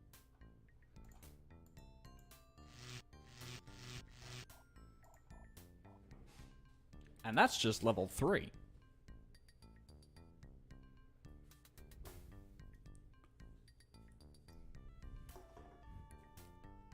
Yeah, so it's really level 4 where we start to get into the sort of Darth Sidious level, unlimited power! Good day, sir.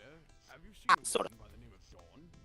Or was I to know would I be telling the likes of ya? We're from Gladstone, and I have an urgent need to speak with Dawn. With the treachery of Scotia, I'd not trust me own mother without proof 'twas really her. I hold the Ruby of Truth, and as you can see, it does not contradict me as I assert that I am Conrad from Gladstone. Thou art truly Conrad. Milady Dawn dwells within. I shall grant ye words with her. Bakata, Conrad, it is you. What news do you have from the Droracle? Well, we think we know where to make the elixir, and we're making progress in assembling the ingredients. No, we're not. Frankly, we barely know what we're doing. It appears the Droracle is fond of riddles. Be that as it may, you are at this moment Gladstone's best hope. Take my key to Richard's casket. It, along with its 3 counterparts, will allow access in order that you may apply the elixir to poor Richard. Splendid. Let's be off to save our good king. Bakata, you know this violence interferes with your training. You must stay here with me. Here now, I will not abandon my friends nor my king. My personal achievement means nothing to me while the kingdom is in peril. Fine. If you must ignore my counsel, I cannot stop you.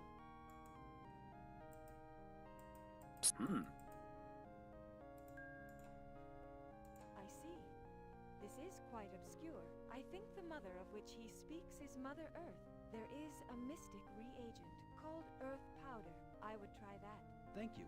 I'll write that on my parchment. Hurry! The entire realm awaits your success. All right. Conrad, at least take these vials to hold some of the ingredients of your elixir.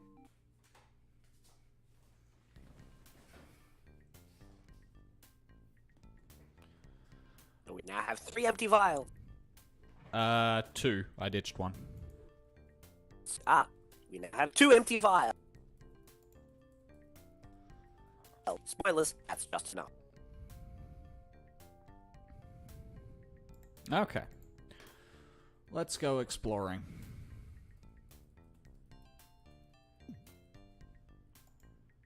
Not up here.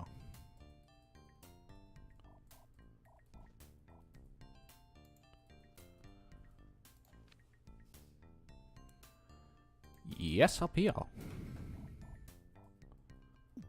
Oh, dear God.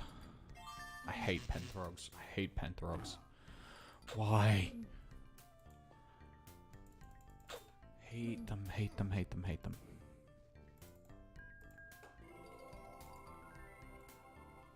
And as we all know, the only thing worse than a Pentrog is a surprise Pentrog. Oh look, a green skull. Empty. Have we actually used any of our in-combat magical items before? No, I do not believe we have. Well, now would be a good time to use one. Oh look, this is what a swarm does. It's literally a mobile swarm of bees.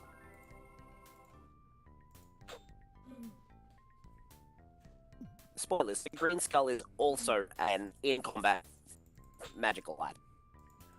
But its actual... It does not summon a swarm of bees. Yeah, its actual design was for a specific purpose, which will come apparent very, very soon. But you can use it pretty much anywhere. Yes. Can I show the folks at home what it does? I have other concerns right now. In the shape of multiple Pentrogs.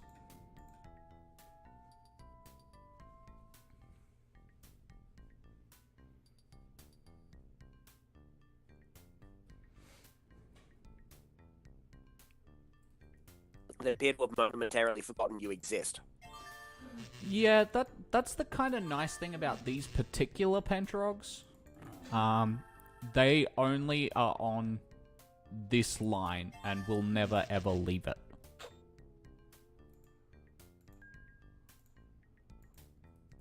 Ooh. The first unique looking weapon, and boy does it look good. Unfortunately, it's not that great a weapon, as you can see. No, it's kind of...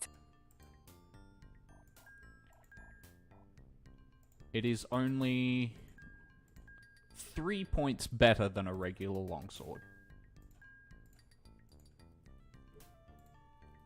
But still, it looks better. Empty.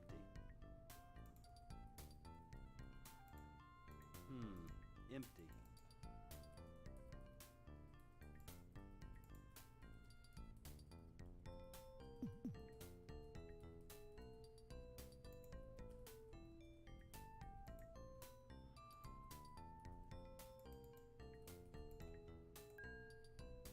And a ginseng.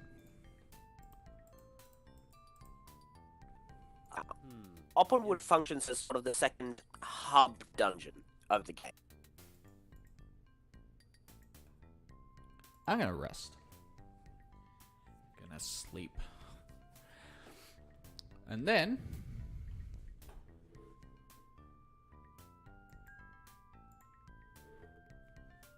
I'll wager this path leads to the Urbish Mines. The Urbish Mines. Onwards. If anybody remembers, this is where Paulson said that they were going.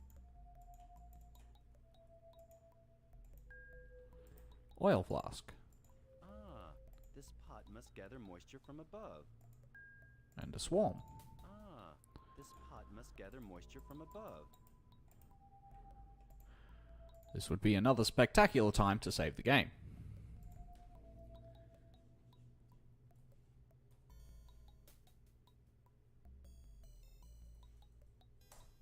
I believe that's how it's spelled. Do you suppose that Why is he typing in Larcom? this one may not work? Because of this thing. I don't have enough magic. I don't have enough magic. Just enough. Which also magic. has one of the coolest death processes in the game. Yes, it's really the only creature in the game that shows you how badly injured it is. It's also probably... Also, that's the only way to kill. Yeah, that is also the only way to kill it. So, having said that, let's go out the other side. Because we have better things to do right now than to go down the mines. Than to go traipsing through a mine.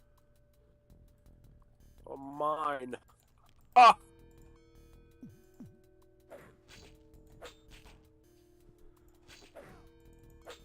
Well, that's new. Now that we are in Upper Oppenwood, we have new creatures. New enemies to Mainly face. skeletons.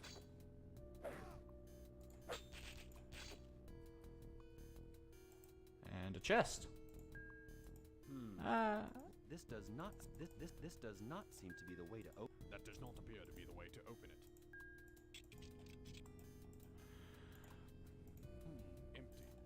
Empty. An empty chest. Disappointing. Empty. Okay. But no. So far, the creatures that we've seen that do not appear in the manual are the living sticks, those skeletons, and the lark.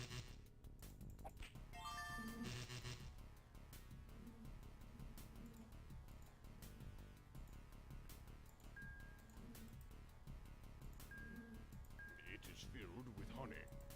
Blah! It is filled with honey. Yeah. It is filled with honey. Apparently they don't like honey. Don't know what's wrong with Maybe them. not wasp honey. Also, do wasps even make honey? I don't think they do.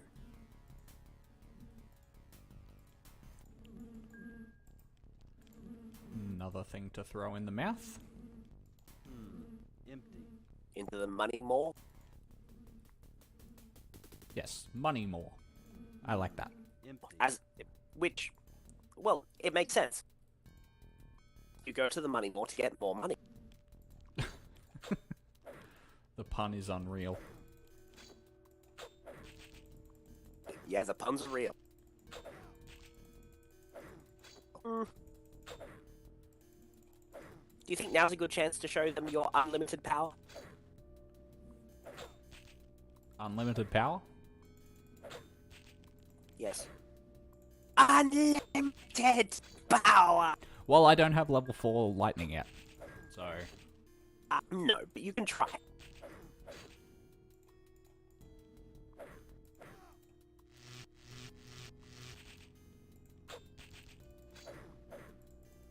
Oh yeah, these things have a lot of hit points and are kind of resistant to magic.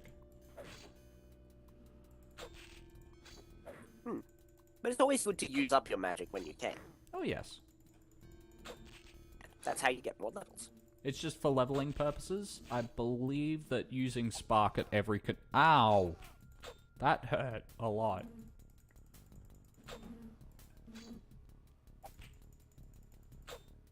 Something that we also know, but we're not actively taking advantage of at the moment,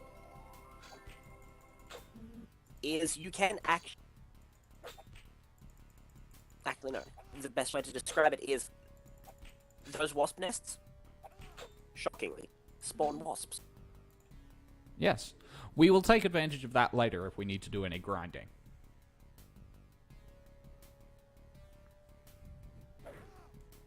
You can disable them. Yes. You light them on fire. How, you ask? Well, we'll come to that later.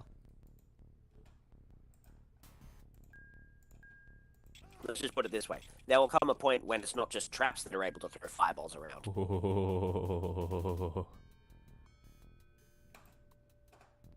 And ladies and gentlemen, we have the single most, well, one of the more powerful ranged weapons in the game. Actually, I'm pretty sure it is the most powerful. I'm not sure. 23 crowns. I can only think of one other exception. Ooh, yes. Another bezel ring. That I can't use. Thanks, Bakata, for having fingers that are too fat to put rings on. He has 2 arms. Well, okay, no, he has 4. But I feel as though that's a worthy trade-off. Ow, that hurts. Just be thankful you don't have to deal with poison along with. And here is what makes Crossbow Valkyrie so great. Come on. Come on. It shoots a fireball. Not a very large one. Just big enough. We are able to weaponize the same sort of projectile fireballs that we've been dealing with up until this.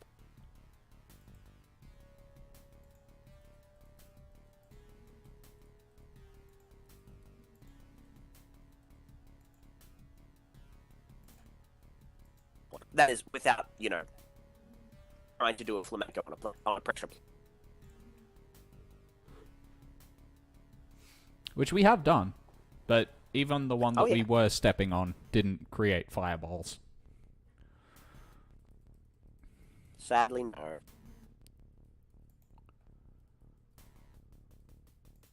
Just trying to outraise it. Plot point.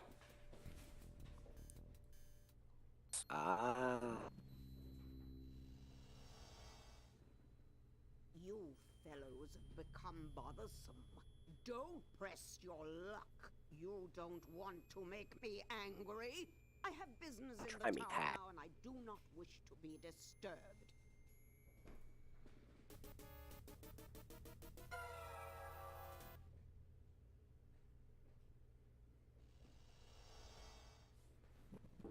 I wish you would just stay and fight. I don't, because we are actually so a reasonable, not there. smart villain.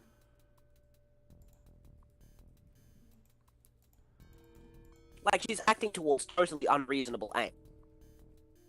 But the way she's doing it is actually reasonably intelligent. There are silver coins in here.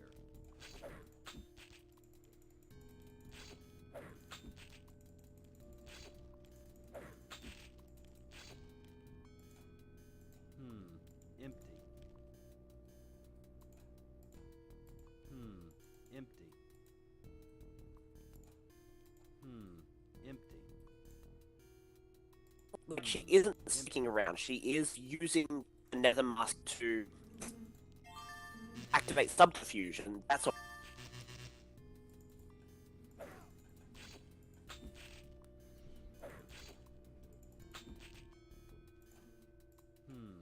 Empty.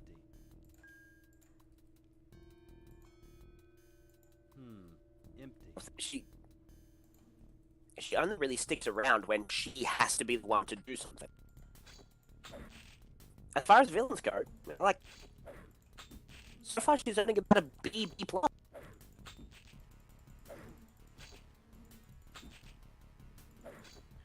And that, ladies and gentlemen, is the second in a long line of useless keys. Neat. Oh, and that's a great axe. I don't think I've ever gotten a great axe say from that them it's before. great. Yeah, I'm pretty sure it's the second head that makes it great. You're just not responding, are you? I am making a conscious decision. Locked. This does not seem to be the way to open it. This does not seem to be the way to open it. Another bezel cup. Jade necklace. Ooh. The jade necklace improves your rogue level by 1. 26, 27, 28 crowns. And that's all for that chest. More dudes. Hello, dudes.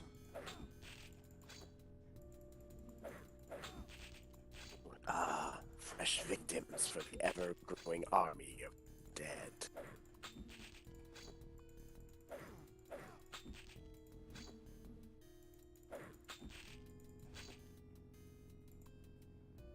Ooh, another chest.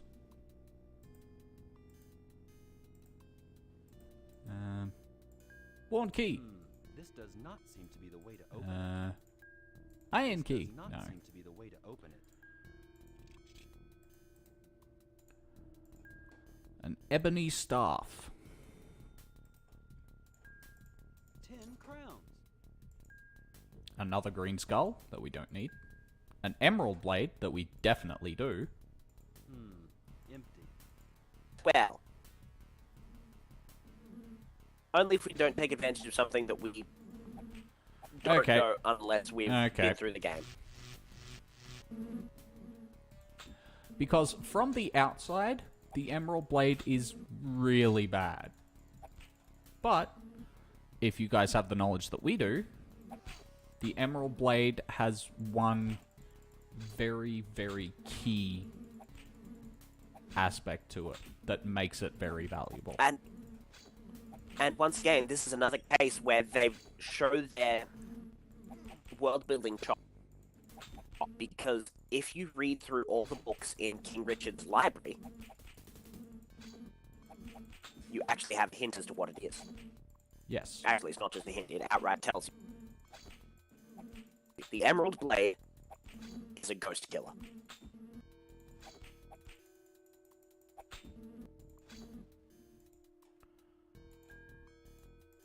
It deals fantastic damage against the incorporeal undead.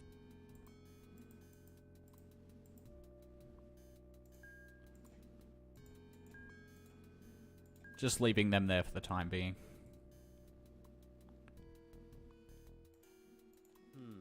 Empty.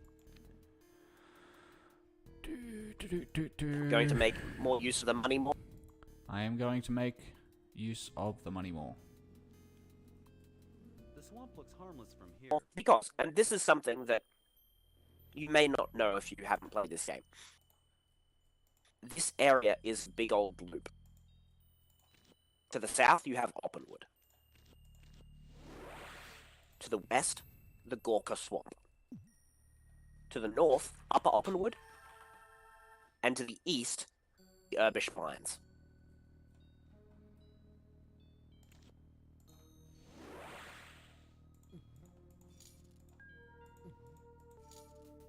Oh, that was a smooth rock.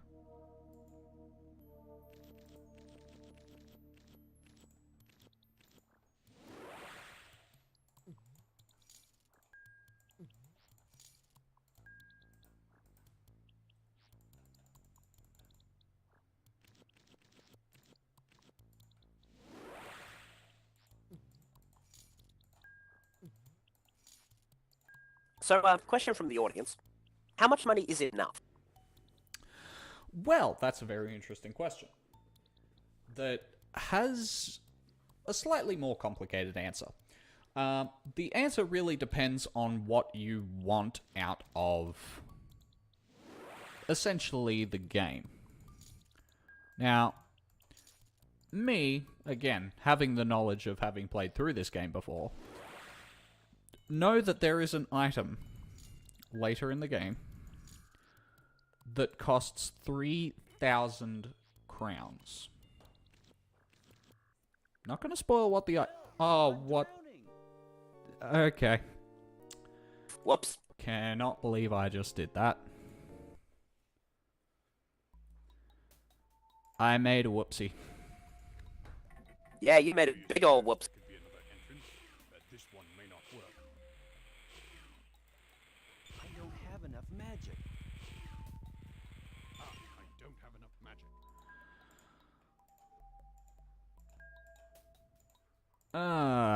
That was, mildly embarrassing.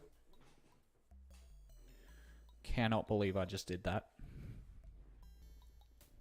And that, kids, is why you save regularly.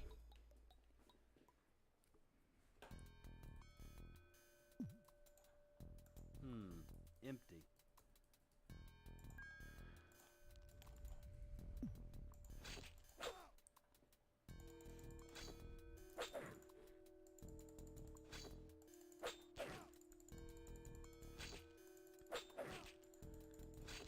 And on a stream, too. Well, at least we got another great axe.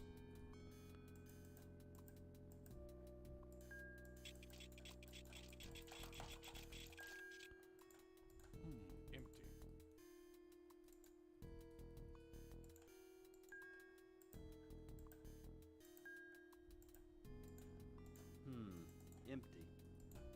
Empty. Yeah, no, that was a rookie error, my friend. That was bad. Well. I'm probably going to make some sort of mistake like that on stream at some point as well. Well, that's what the streams are kind of about. Share the highs, share the lows. Yeah, like when you Laugh at accidentally hit the forward button. But mostly me. Still cannot believe that I walked Empty. into a goddamn pit. Empty. Like, of all the rookie errors that you can make in this game, that has to be the worst.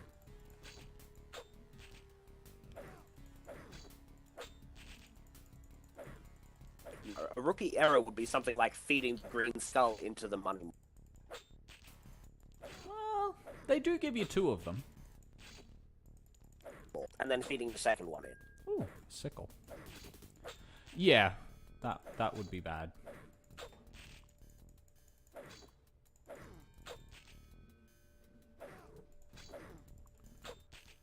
But still, at least that doesn't, like, insta-kill your party. Like, you have to consciously do that not once, but twice. But that being said, it is very easy to not grasp the full importance of the green skull when you get it. Oh, absolutely.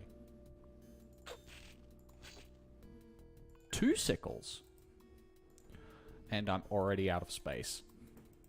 Hey, that's pretty sick. Oh. Stop. Never. I Never know. stop the punning. Pun.exe has no off. Pun.exe always takes up all cycles. Okay. I'm gonna go back to the swamp. The mines do not look inviting. I'm gonna sell some stuff. This leads back to the forest. Why, thank you, Conrad.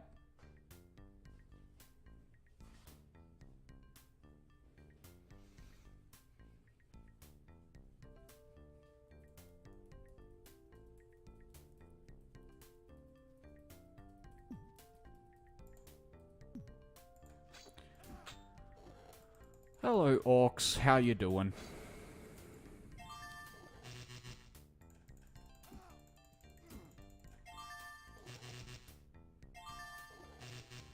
Now, surprisingly enough, in the Lands of Lore game, the designers don't seem to really have a great idea as to what Spark actually does. In this game, it seems like an electrical spark. But in the second game, which by the by we probably won't be doing because the game is terrible. It's awful. This is the first game in a trilogy, and the other two games are just bad. Well, to be honest, I have never played the third game, so I can't speak for it. Well, the second But game the did not second inspire game- confidence. Oh. What I want our audience to do is to think of a Wolfenstein-esque dungeon crawler in 3D.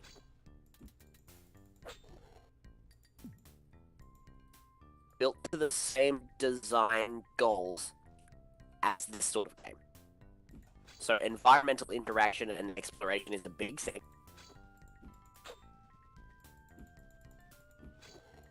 And limited magical interaction with the world. Add on to that the primest examples of FMV action. And a combat system that just feels awful. It felt very and clunky. you have a good impression of what Lands of Lore 2 Guardians of Destiny feels like. Okay, I'm not doing so hot right now. I need an escape strategy.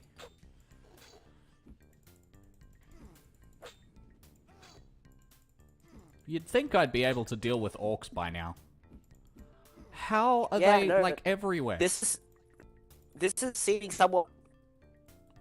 Yeah, this is actually gone rather awkwardly for you.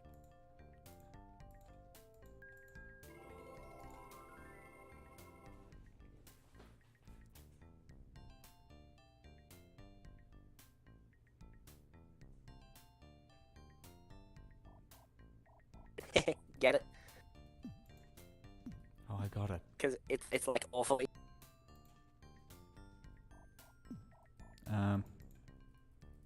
Okay, this way.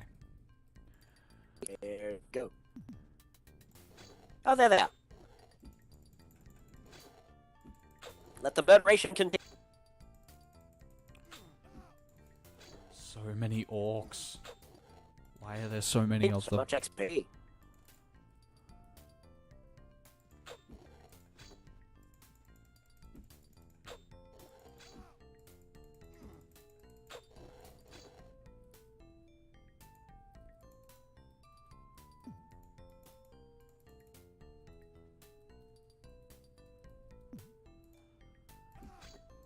More.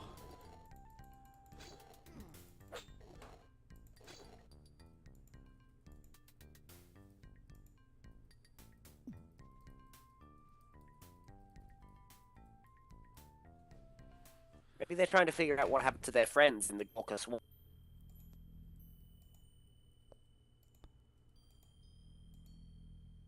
I've been poisoned.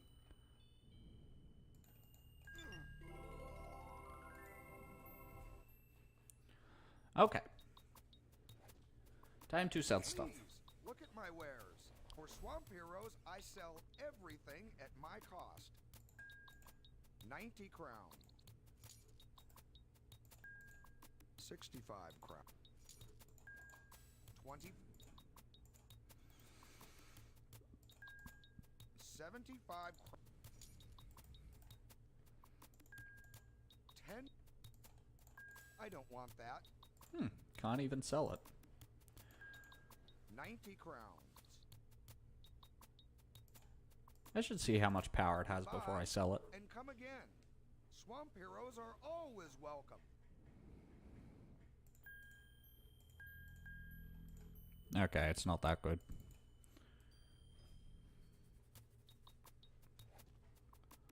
Please, Look at my wares. For Swamp Heroes, I sell everything at my cost. I love the very first thing he said. Goodbye. If you come here before you've given the ceremonial mask back to the chief, what he ends up saying is, please, look at my wares. I can assure you, my craftsmanship exceeds my aim. Actually, you raise a very good point in terms of comedy. Mm.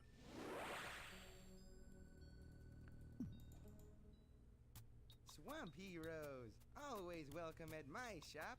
Do you desire new arms? I have plenty, thank you. A Thumbgog jester, is he not?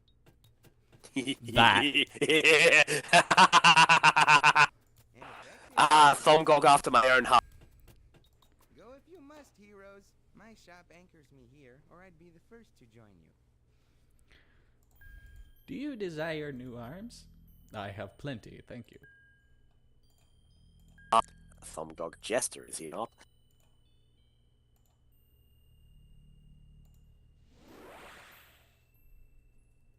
Something smells.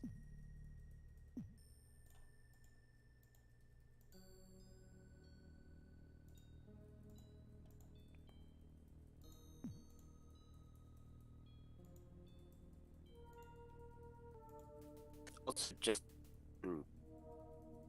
Hmm?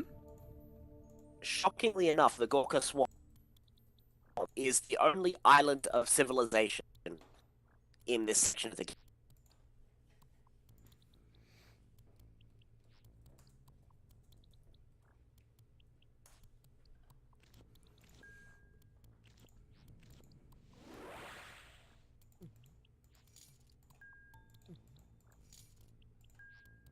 Which is the other reason why I come back here frequently. Also, I don't need that many swarms. Okay, no. Let's face it, swarms at this point have been kind of outperformed. Yeah, actually, I don't really need any swarms. I mean, they're good if you have no other magical option.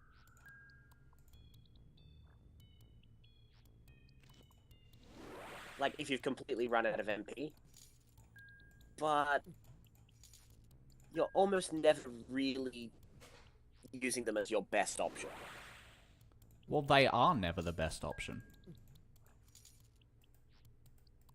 That and inventory space is somewhat at a premium in this game. Yeah.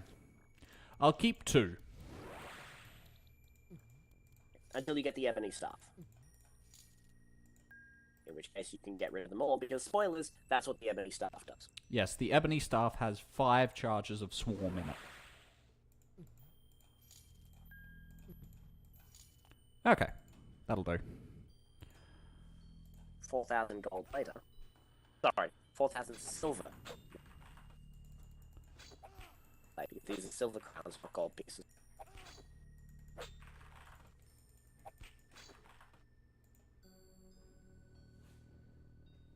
Well, it does actually specify that they are silver crowns.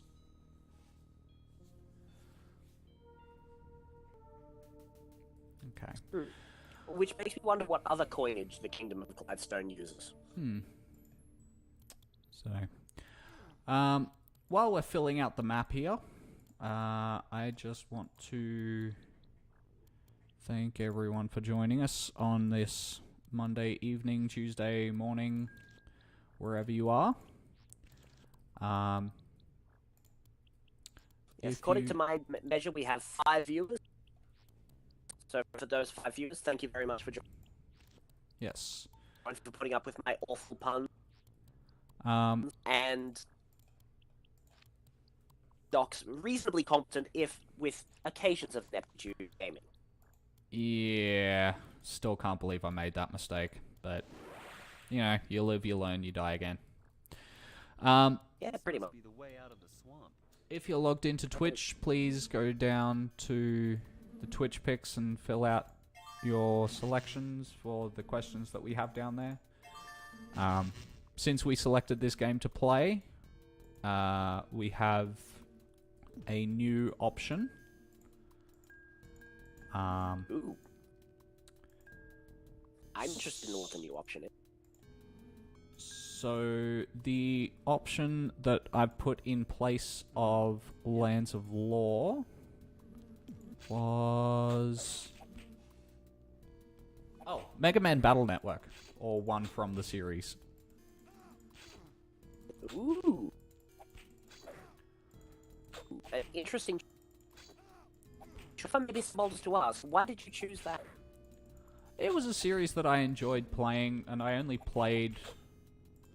Let's see, which ones did I play? I remember playing... I think 3 and 6 in the series. I thought it was 2 and 6, personally, but... It may have been 2 and 6, but still, it's, in my mind, it's a good game. And one that I would enjoy playing again. So, hence why it's on the list. It certainly does some interesting things with the JRPG tropes.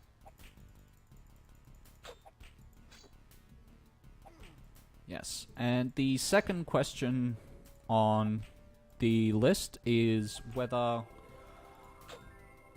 once we do Legend of Zelda Ocarina of Time, whether or not we should do the 3-heart challenge. Empty. It's certainly going to be interesting. Oh yes, the 3-heart challenge is certainly interesting. Doesn't so much affect the start of the game, because, I mean, really, it's the same no matter what. But it does have a significant impact on the ending of the game. Because having 3 hearts to face Ganondorf gets a little tough. And then the third question that I put up, since we are playing this game, and the third question that we had up involved this game and how we were going to play it. The third question is, if and when we do a Pokemon randomizer, which game should we play? Which of the Pokemon games should we play?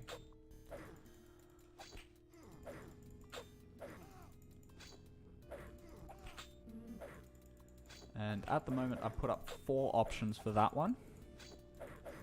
Crystal, Leaf Green, Fire Red, and Emerald. Now, I'm not sure if I can get the Emerald emulation working, because I've tried it before and it seems to mess things up. Nevertheless, I shall try, because I started in 3rd gen. Kyle, I'm pretty sure you did too. And I just like 3rd gen. The trumpet theme forever. So, yeah, that's our 3rd question currently up on the Twitch picks. So, if you're logged into Twitch, go down there, have your say. So just to recap, what game do you want us to see play next? How much do you want us to suffer during Legend of Zelda Ocarina of Time? And which Pokemon game are we going to completely randomize and screw up?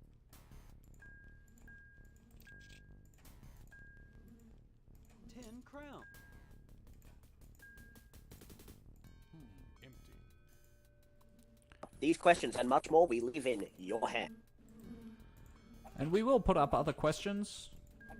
Not saying we're limiting it to this, but those were just the questions that came to mind when I was creating them. So... And if you do have any suggestions for what games you want to see, how you want us to play through games, feel free to let us know. Either through the Facebook page or on here on Twitch.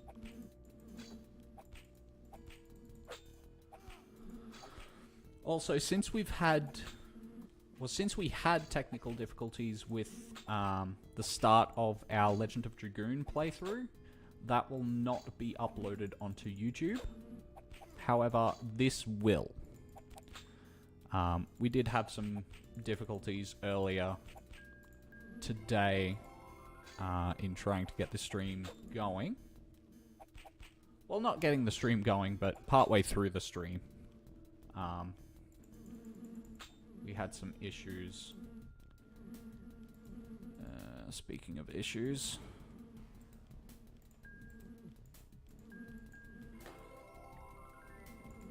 Yes. Very much like now, you had some issues with some rampaging bugs. Yes, actually. So... See, I can be topical with my pun. Yes.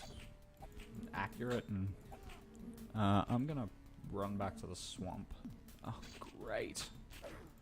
Could not have picked a worse time. So we will be uploading this series onto YouTube as well.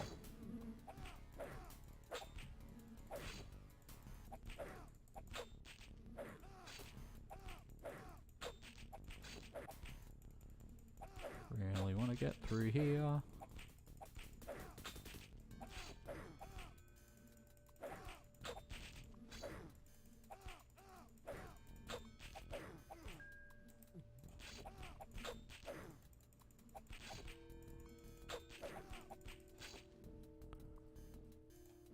The swamp looks harmless from here. Whew, that was brutal. But well done getting through it. Did have to use a couple of salves, though. Yeah, that'd be...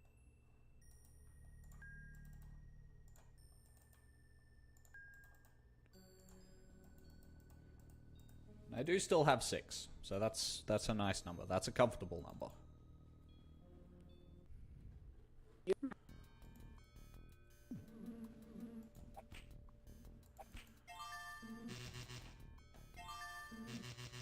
Until I have Crossbow Valkyrie back, I'm not messing around with these bugs. Unless you have to. I don't have enough magic. I don't have enough magic. Because these bugs are frustratingly hard to hit.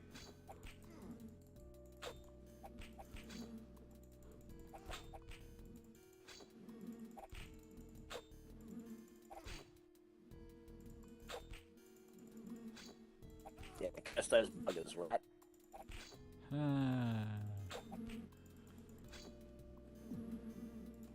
It doesn't stop. It never stops. It will never stop.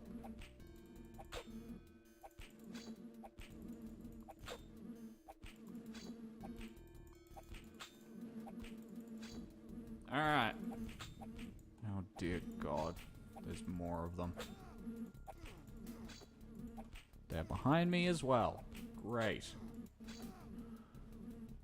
Well, they're behind you.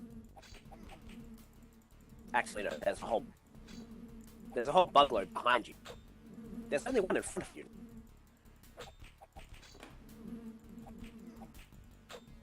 Alright, I'm going back to the swamp.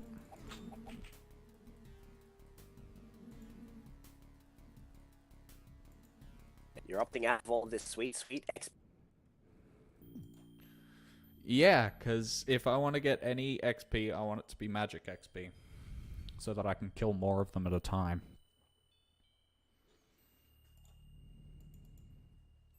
That seems fair. How are each of your party members going on the XP front? Bakata sucks.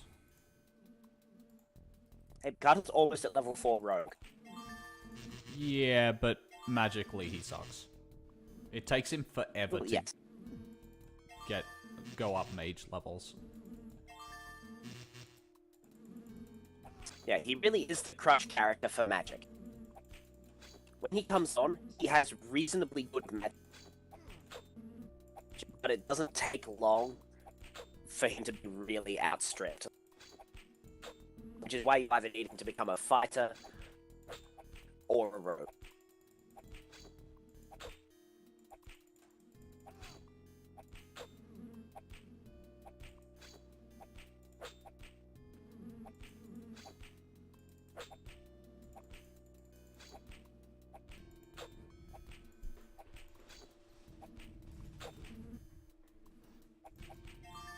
I should have done level 4. Actually, no, I shouldn't. Cool. And on to the next wave. Man. God, I've got the angry eyes here.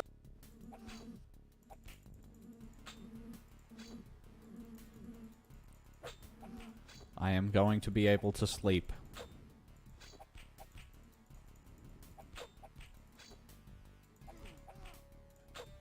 You gotta fight for your right to make it. Alright. Carter's level 5 rogue now.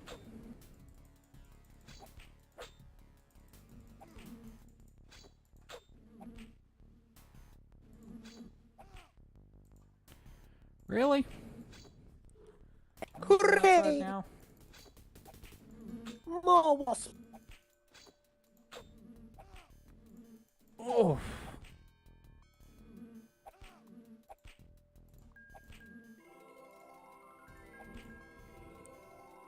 From the sound of it, you're surrounded again. Yep.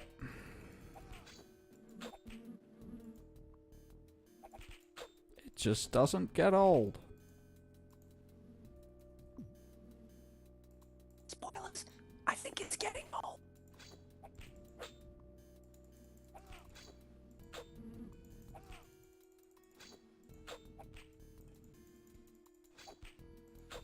One I can deal with. How many have you dealt with in the wave? Like 10? Yeah, that sounds right.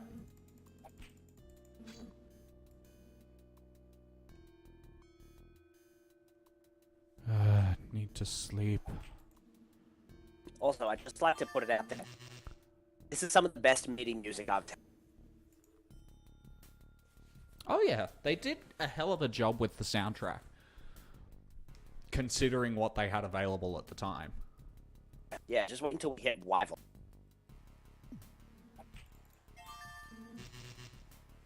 Oh, I love the Wyvil music. Both of them.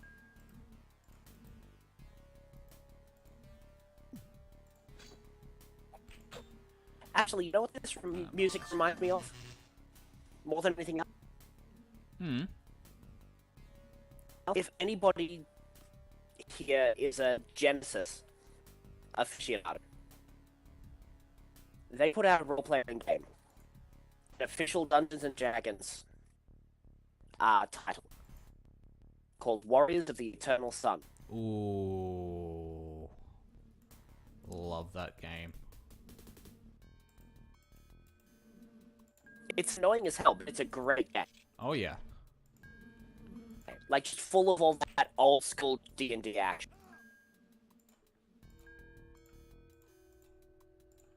I'm being attacked again.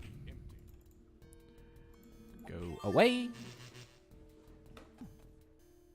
Yeah, if anybody here has any experience from any of the later editions of D&D, 5th ed, 4th ed, that sort of thing, it's a completely different game. In fact, to almost even call it still D&D is almost doing it a disservice. Well, okay. Compared to early versions. Compared to the early editions.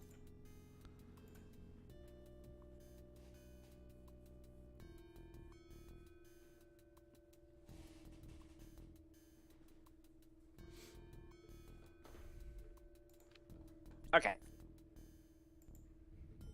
Because this is kind of in my wheelhouse, so I can talk about this a little bit. Empty. There has been a through line for D&D. Empty. D&D originally started off Empty. as a much more... How do you say? It was much more of a game than it is current. Original D&D was you are in a dungeon. Empty. there are certain things you have to worry about while in the dungeon. Like, for example, do you have enough hirelings to be able to get the treasure out again? Have you negotiated with them for the right rate? That sort of thing. Yeah. I'll hold up for the cutscene. Don't press your luck. You In fairness, it don't is a want to cutscene make we've me seen before. angry. I have business in the tower True, now, and I but do not wish to be disturbed.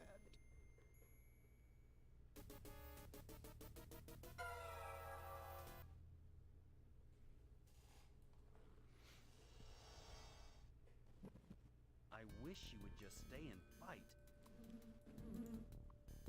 And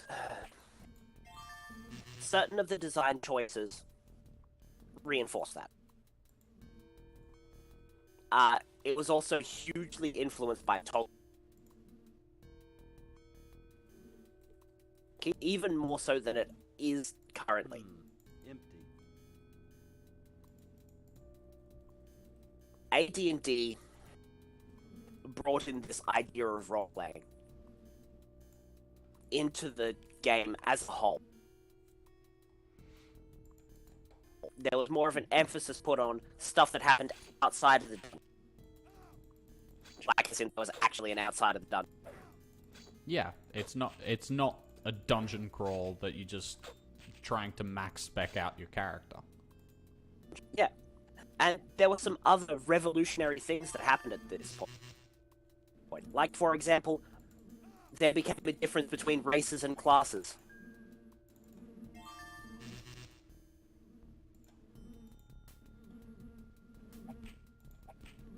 Sounds very simple, but at the time... At the time, when you were making your character, you had a choice to make. And that was, what was your character going to be able to do? Did you want them to be a magic user? Did you want them to be a fighter? Did you want them to be a thief? Although thieves came in a little bit later, and I have some controversial views on thieves. But anyway, that's neither here nor there. In the original DD,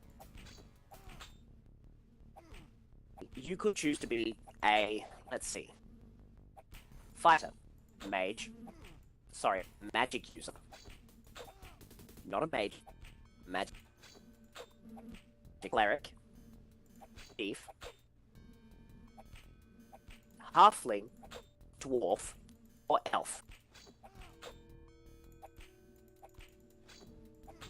If you chose to be an elf, that was what you were. You were a sword slinger and a spell slinger. Like, Yeah. you were never going to be quite as good as a dedicated sword slinger or a dedicated magic user. Yeah, your race was your job.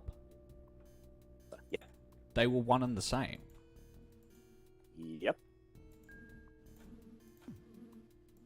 Also, and this is somewhat telling at the time, I think they were classed as demi-human.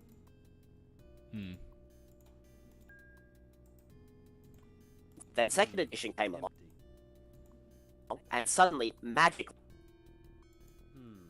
like race and class split. You could be a human fighter or an elf fighter. This was also the point where we started to get stuff like... I'll pause for... Yeah.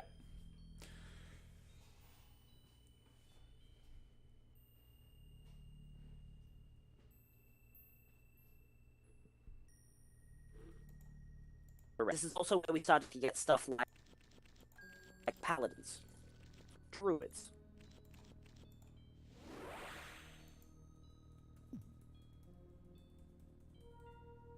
The classes that sort of blurred the line.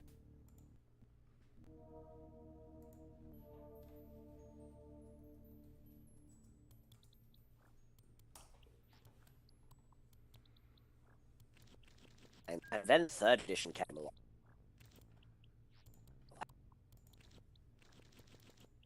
Well, third edition was big.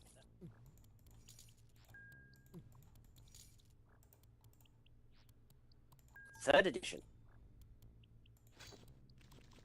let you take skill.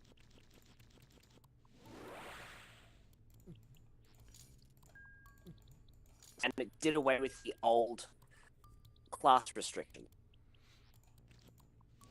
Yeah, the earlier versions of D&D, and by earlier I mean going from original D&D to AD&D to 3rd Ed, was more about refining the experience. Like, refining what you could be within the game, rather than changing the actual game itself. I disagree. There were fundamental changes in the mechanics of the game that made it almost completely different from edition to edition. And it's the same now. Like, the sums that you had to do in 2nd Ed, in particular, were notoriously fiendish.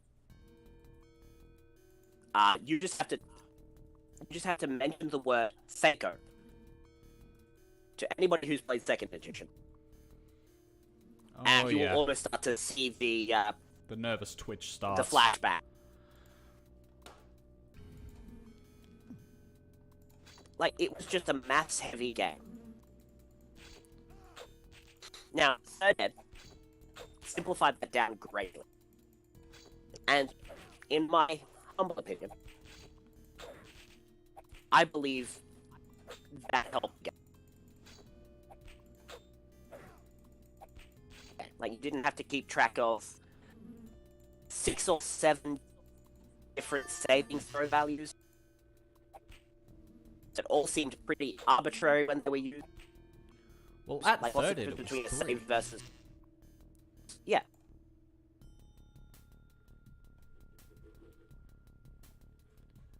And I think, because distinctly remember, because I really got into the game in 3rd Ed. Yep. Not that I didn't have experience with That does not appear to be the way to prior editions, because I did. I mean, Oh, yeah. I played Warriors of the Eternal Sun. I played God,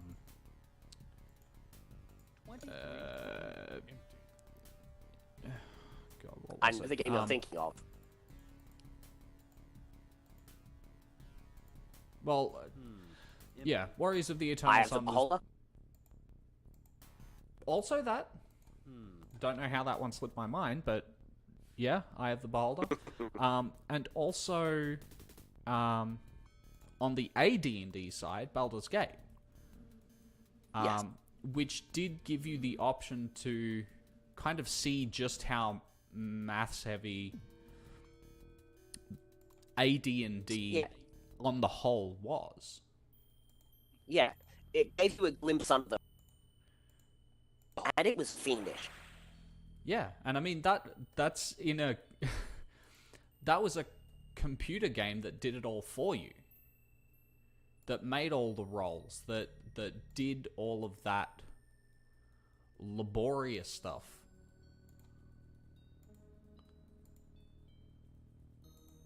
Where 3rd Ed really streamlined the process.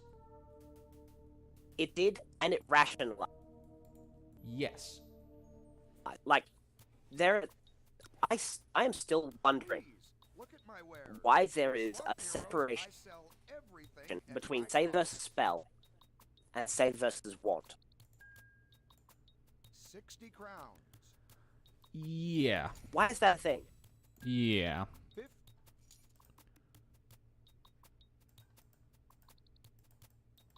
There seems to be no real reason for that to be a thing. Goodbye, and come again. Swamp heroes are always welcome. Whereas in 3rd Ed, it was all rationalized out. Does it affect your physical body and your and will be mitigated by your hardiness and well-being? That's fortitude save. Would it be mitigated by your quick reaction time? Reflex save. Reflex. Like, that's a lot more crop. It's a lot... Oop. We just lost Kyle to the API. It's a lot more realistic in some ways. Or it made it more understandable at the very least. And I'll wait for Kaiser to come back online before we continue this conversation. Whoop, Pentrog.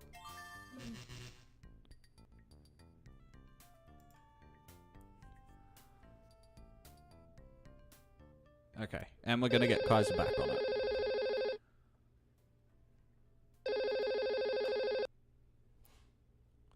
Welcome back, Kaiser.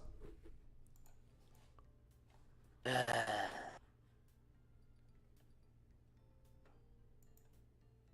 internet strikes again. No. The fortitude, reflex, will saving throws were a lot more grokkable than this whole idea of, well, what's the difference between a save versus breath weapon and a save versus spell? And a save versus wand, and a save versus... yeah.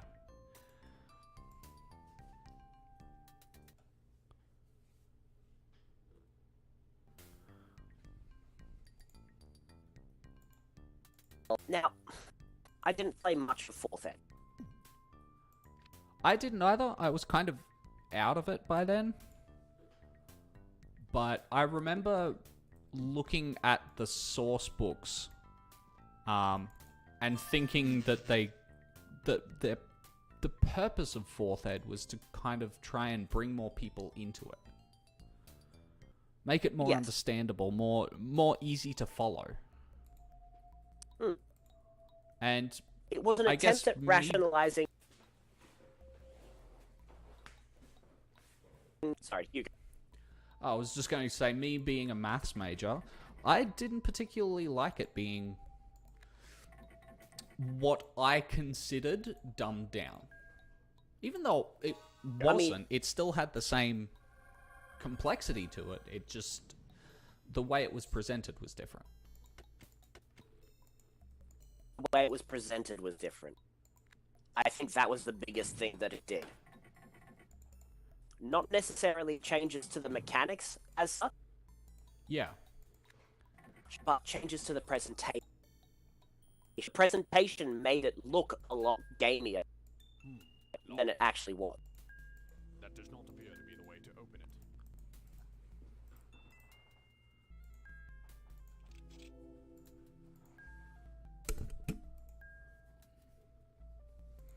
Okay, I don't need any more money, so I'm just going to leave it. 5,000 silver crowns is Hey, you got to draw the line somewhere. There's silver coins in here. All wages paid in silver crowns. Sickness is no excuse. No work, no 5th pay. Ed. Thumgogs do not get double pay. That's a little unfair, let's be honest. Yeah, no. Notice, only one meal per day. No exceptions for dwarves. Man, they were stingy workplace. Yeah. But no, I'm somewhat enjoying the direction 5th Ed is going. They're definitely reducing down the number of splat books. So we're not getting the 3rd Ed problem of there are 50 books that are being used in this one game, sort of thing. There's silver coins in here.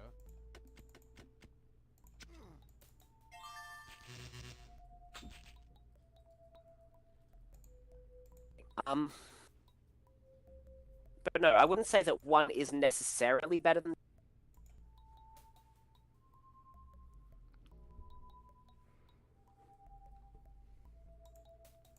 Yeah, but that being said, one thing that has gone down as the editions have marched on is there was a lot more inherent lethality to the game of D&D. Yes. In the very early days.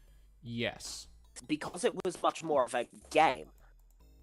Because it didn't ask you to invest as much into the fate of the characters. Like, I mean, how many times have you let, Bakata or Conrad die because it was expedient? Well, I try to not let any of my characters die, but... Yeah, but how many times have you been poisoned and gone, we don't need to use a ginseng. We'll just let them fall unconscious and then heal them back from there. Yeah.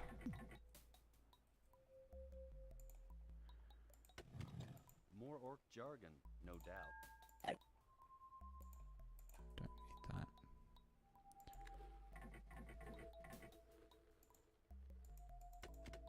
Most of these files are useless.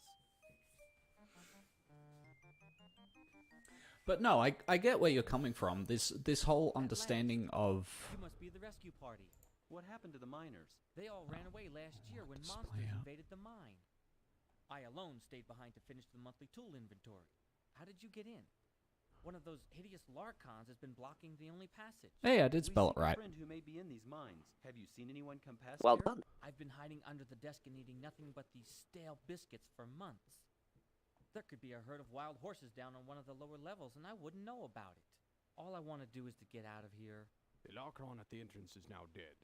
You may make your escape now. Excellent. I'll leave as soon as I finish these reports. I'll sign that out to you right away. You'll need that if you go messing around in the mines.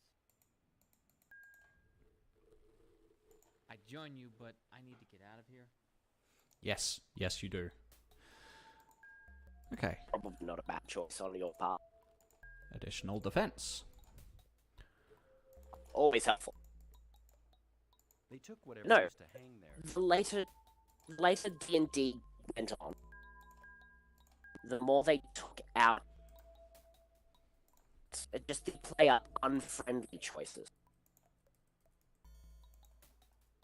So, for example, for those of you who have played 5th ed D&D, you have no idea how easy you guys have it when you're fighting undead.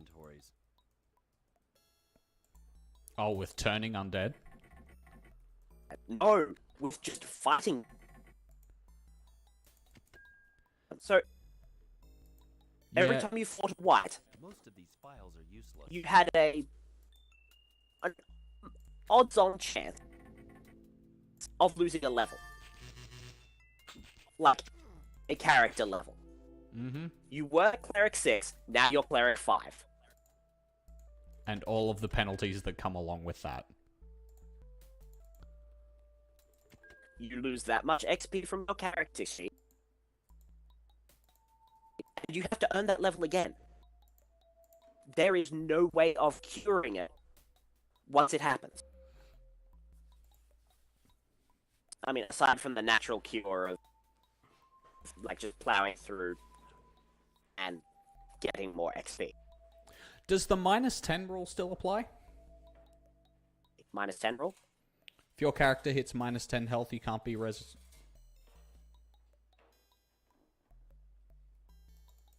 Is this in 5th ed? I don't know. Okay, so.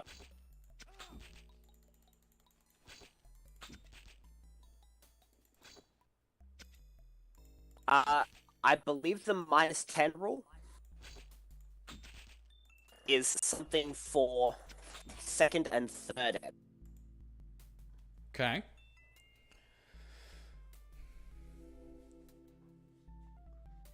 The -10 rule, for those who don't know what we're talking about, refers to your character's hit points. If your character falls at 2 or below 0, your character is considered to be dying. If your character hits -10, Your character is dead. No resurrection, no raised dead. Your character is dead and cannot return. No. No? No. Talking about different No, minus 10 that's rolls? not what. Orin, it is true, I tell you. Yes. The rocks are alive. I am leaving this accursed place. Jeff. The minus 10 rule, at least in second and third ed, was that from 0 to 10, you are unconscious and considered dying. So 0 to negative 9 hit points, you're down. But you can be brought back with curing magic. After that, you're dead, and your only option there is resurrection. Which, by the by, was, again, much worse in earlier editions. Like, earlier editions, I believe in second ed, you lost a level. And you had to make what was called a system shock check to see that if you could actually be brought back at all.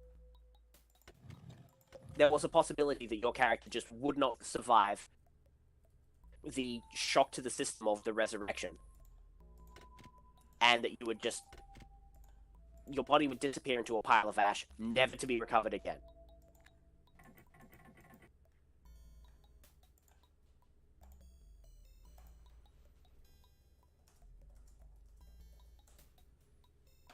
I always like to save before going in this room.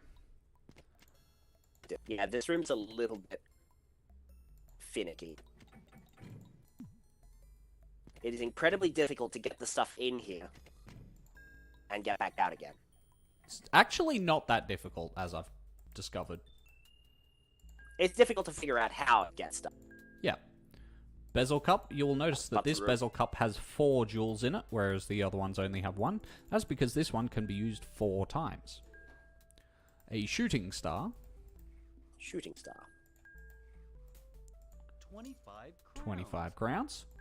A dwarvish helm. And that's it. So now...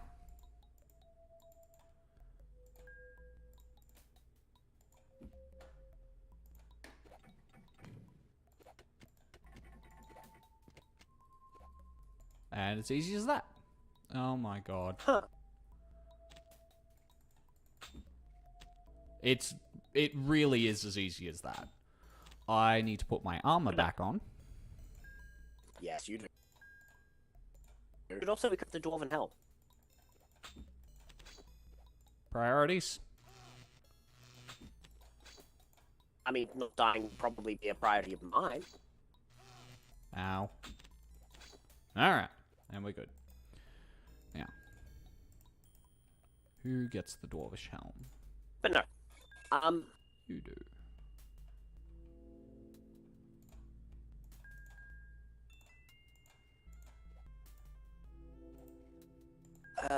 Where was I? What was I talking? We're talking about the System minus shock 10 check rule. for resurrection. Yep. There was always a mutilation rule. That, if the body wasn't whole, you needed higher forms of magic to be able to resurrect them. And that's maintained.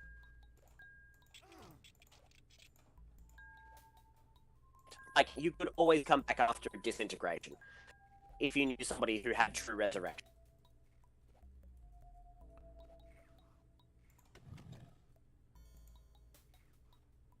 But that was difficult magic to get a hold of. It is true, I tell you. Yes. And it was expensive if you had to buy it. Oh, yeah.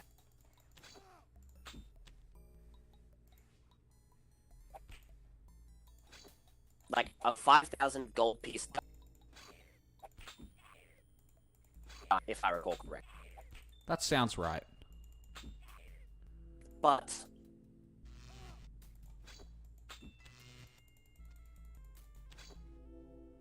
yeah, no, there were things that could happen that were way worse than death.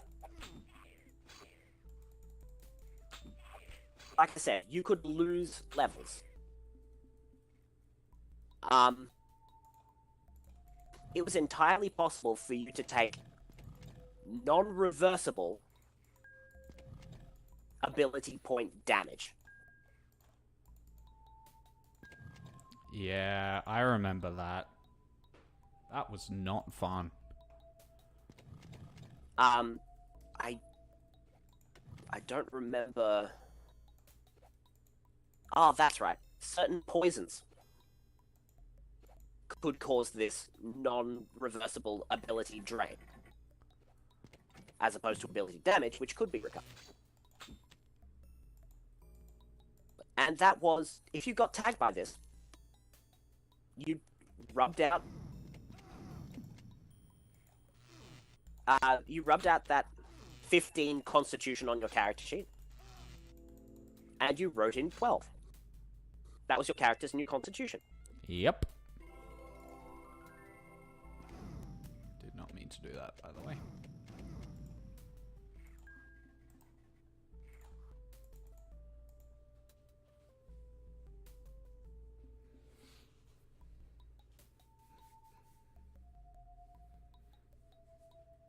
Yeah, so Fifth Ed has taken away a lot of those permanent character options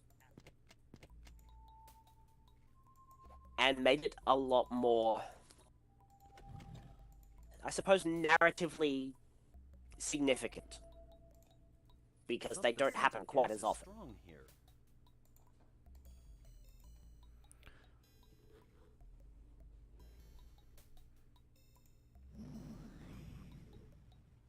Also, I'd like to let you know, for the record, that I really appreciate. What?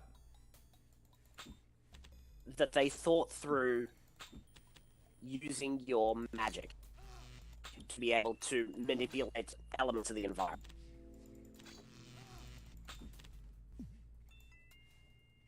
Like that, they could have just as easily said, you need to find a barrel of explosives.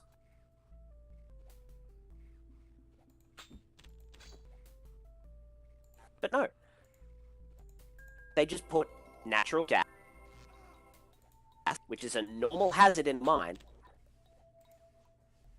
and made it interactable with spells. That's awesome. 1 second. I have a cat that is annoying me.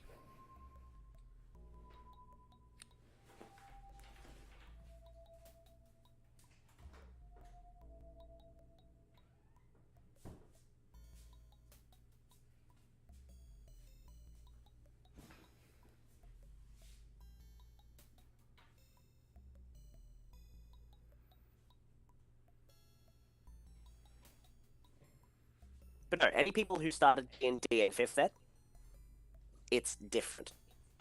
Wildly different. It's like trying to compare a board game from the 1970s to one designed today. It's like comparing one of the old Avalon Hills games to Risk. There is almost no comparison. And the only way that it makes sense that this is a thing is if you look at the through line. If you look at the history as it develops, instead of just looking at both ends of the spectrum.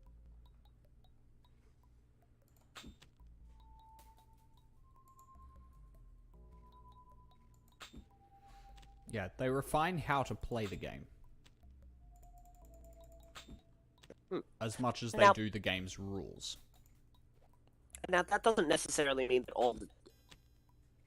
that all, or indeed, that the system that came out of all of the rule changes is bad. I, for example, love that they opened up the class options in 3rd Ed. Because in 2nd Ed, you were rather restricted as to what your character could be. Like, if you were a dwarf, you could not be a magic user. You could be a cleric, you could be a thief, but you couldn't be a magic user, a druid, a paladin, anything like that. And of course, if you were a human, you rethought your life choices and decided to roll a half-elf instead. Yeah, because there was literally no downside. Well, actually, third ed, they did make a reason. Oh, third ed, it swung entirely the... I wouldn't Yeah, say third ed, entirely if you the were a other way. half-elf, you rethought your life. In third ed, if you were a half-elf, you rethought your life choices and became a human. Not all the time. I seem to remember there actually being reasons to stay half-elf. There were a few. They but were humans very really few. did become the default. Yes.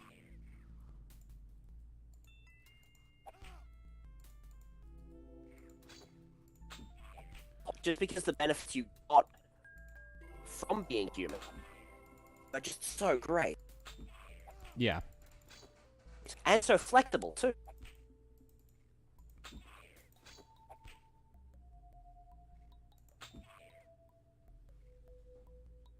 Like, humans went from having a watered-down version of multi-classing, I should say, to being the best characters at multi-classing. Yeah. If I will say that if you wanted to multi-class, human, like, there was no realistic alternative. No.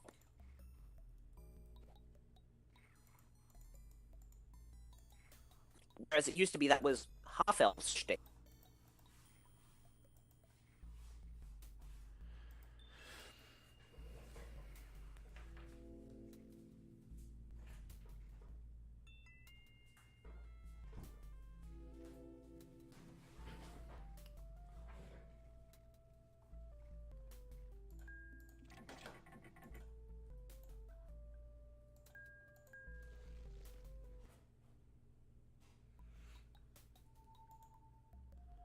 Alright, armor comes off again.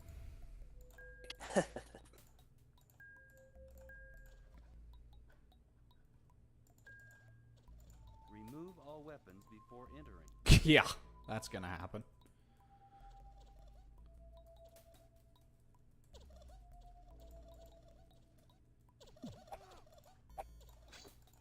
Oh yeah, these things can poison as well.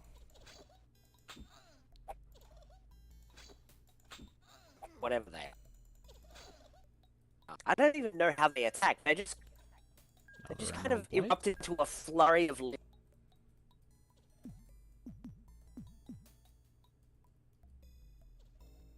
There are those who would say the same about MMA. Are they really Well, I mean, attacking, yes, or are they at the just very least- exploding into a flurry of limbs? But at the very least, that has to be physically possible. Just by the way, I know all of these secret walls are here. Again, I've played this game We've played before. through this game a couple of times. This is not our first rodeo.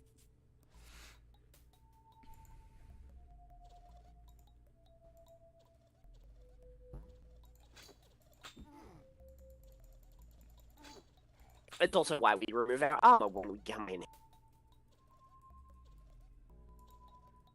Because we know that these things are here.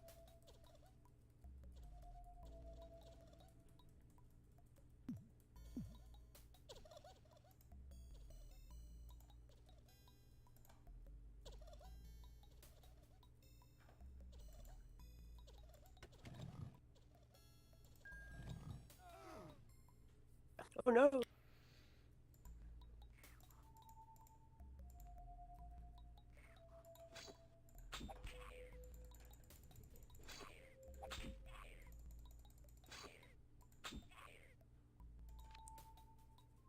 I must say, that's probably legitimately the closest a creature has come to actively being camouflaged.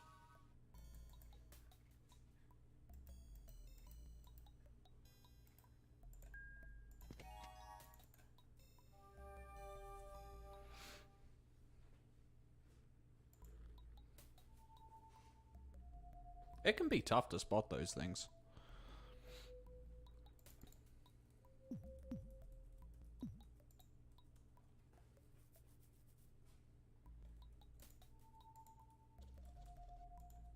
But yes, I am currently playing through the 5th ed version of Out of the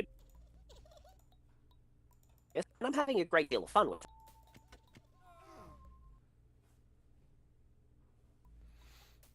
It's just a very different game to the 2nd and 3rd ed. The games where you really had a genuine feeling of concern. That your character would not come out of an encounter the way they went into it. Permanent. Yeah, like change of character sheet permanent. Not just your character now has a different way of looking at things. Well, I mean, not even that. Destructible environment. Those are avian worm nests. Piscata Rosia, 445. And thus, we have one of the greatest red herrings in this game. I don't even remember what that was. It's nothing. As far as I'm aware, it is just a note that means nothing. Oh, by the by, so far in this dungeon, the small men, I don't know whether they're strictly dwarves or not, the ground worms, the ones that blend into the ground, the jellyfish, and the rock monsters are all unlisted.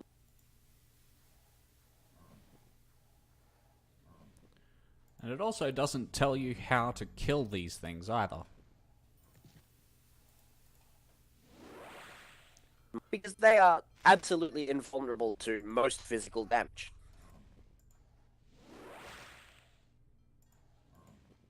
The only actual weapon that will hurt them is the pick. Nope.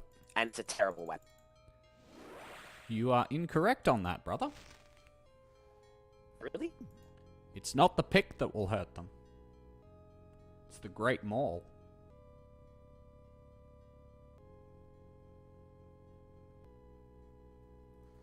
Huh, I stand corrected. Either way, you need really specific loadouts to physically damage them. The gem fits. Empty. It's much easier to use freeze. But that's the only magic damage that hurts them. Is freeze.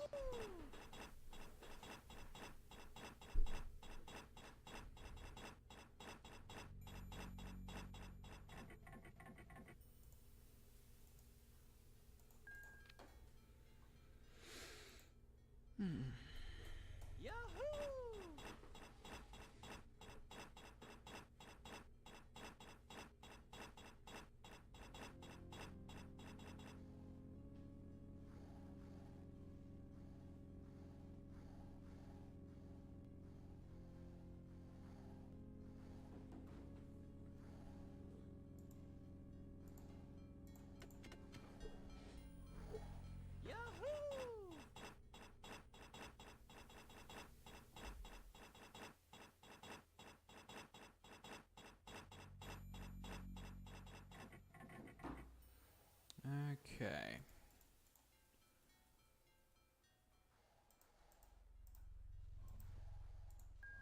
It doesn't fit.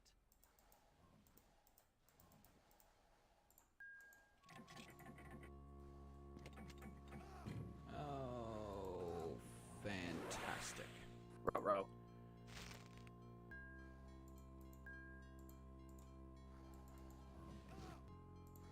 This is where things get interesting. Dicey. I'm really glad that they both died then. Because if they didn't, I was going to be in some trouble. Because it melt. You still had Bakata. Yeah, but that would have meant certain things. Certain thing.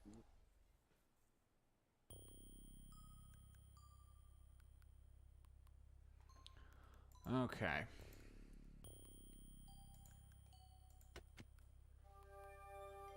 Now, very, very important here. Do not step forward. Turn around, press the button. Otherwise, that'll shoot at you. Whoop.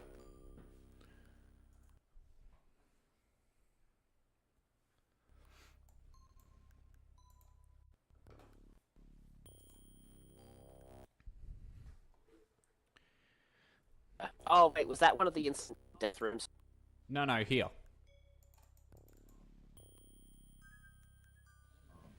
You'll have to wait for the API to catch up.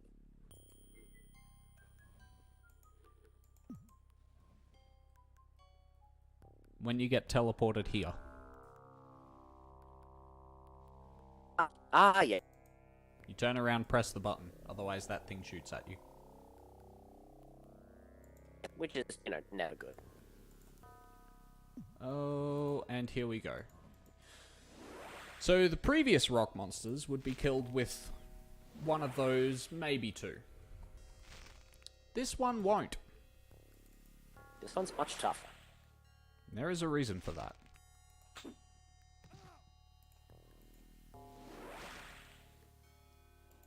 Because it has a bloodstone.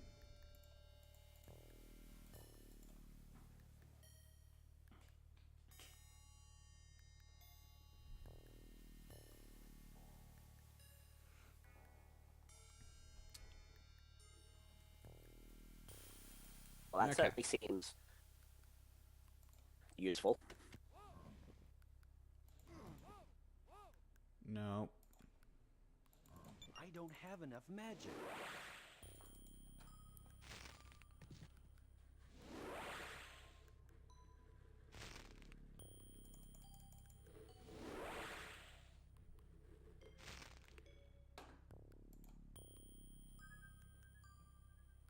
Now, I believe there are only 2 rock monsters that contain bloodstones, but they are tough.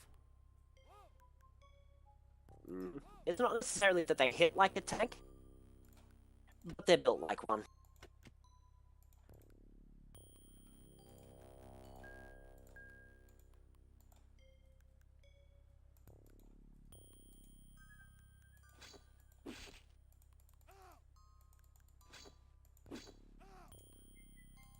I was about to say, I'm surprised you're not using. To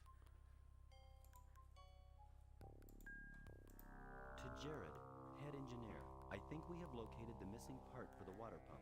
If I can retrieve it, we can regain control of the mine. Hank.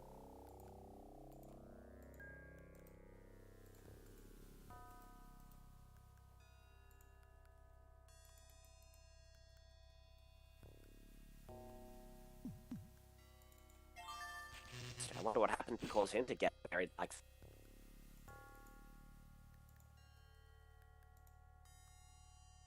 I would think that would have something to do with it.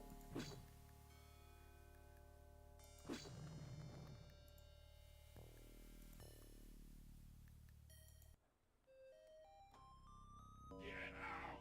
You are in great danger! Flee while you still can!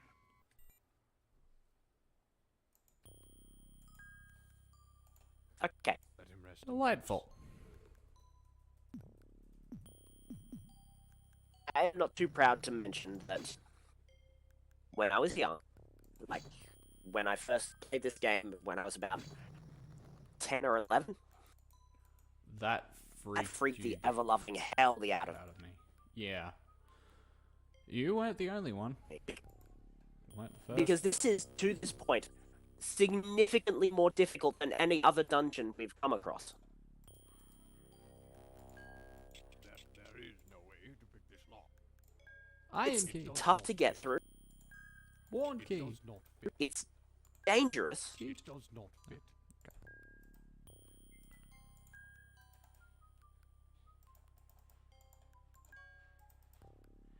And then you have ghosts popping up at you saying, "Get out." That seemed to work, but something more is needed, I believe. Time to refill the lamp.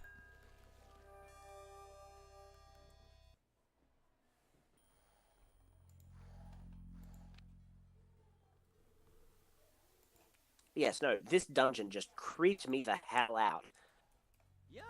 And finding that ghost was just the pinnacle of the just creep out fiesta.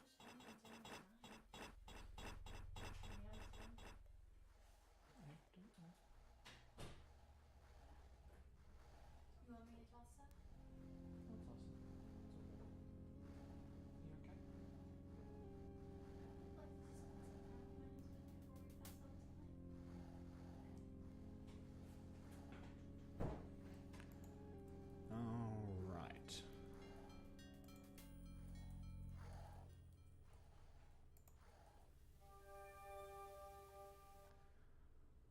Oh, I didn't want to do that.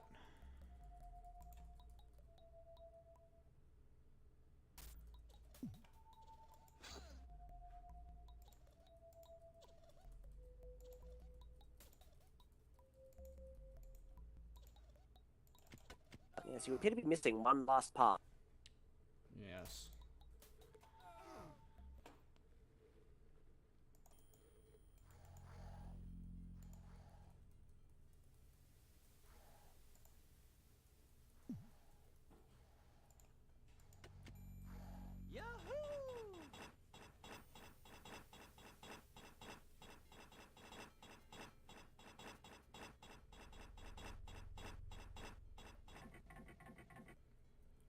And that last part is somewhere around here.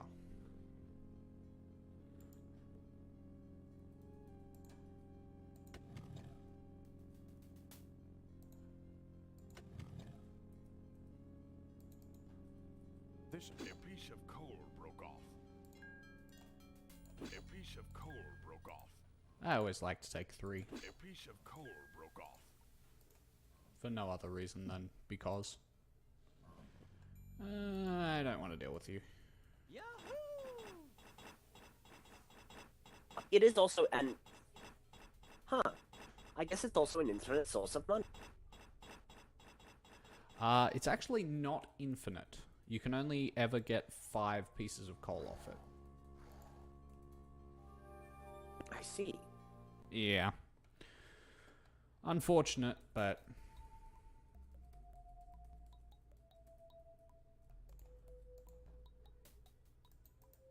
It's not like we're hurting for cash at the hurting.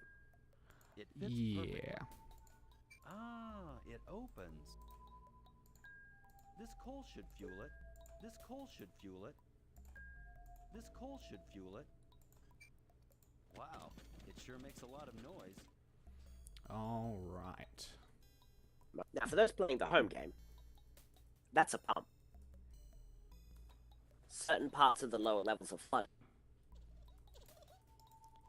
And we need to activate that pump to be able to get down there.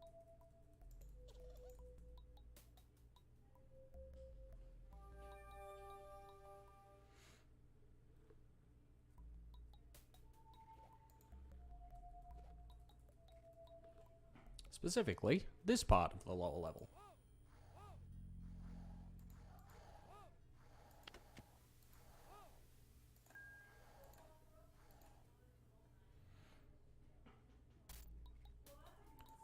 How is it so shiny?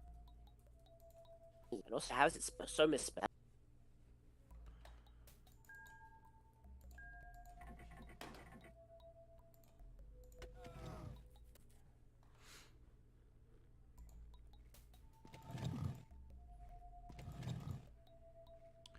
Gotta ditch something else. Like a swarm.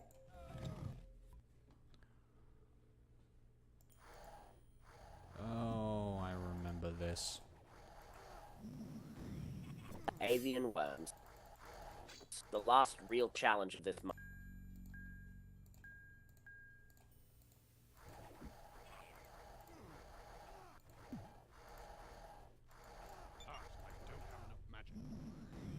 And if you're not ready for them, utterly ruin it.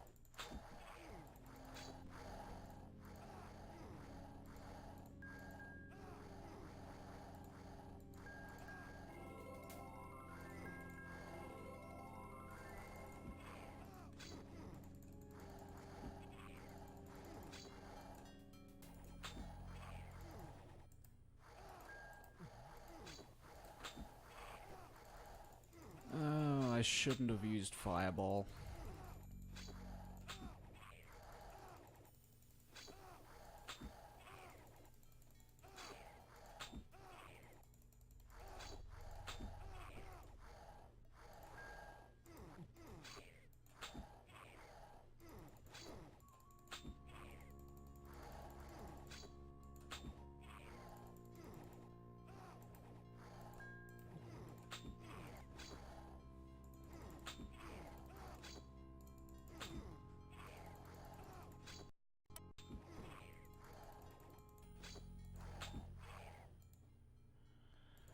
Three, two, one.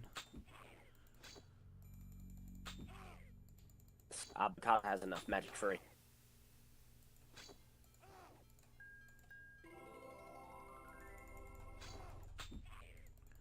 He thought you wanted to know. Appreciate that. That was painful. 3 stabs for later.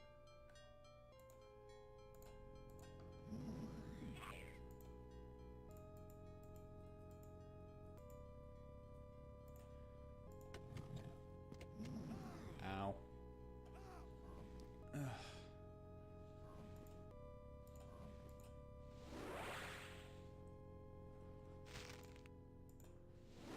Didn't need to do that. It appears the war to the east is not complete.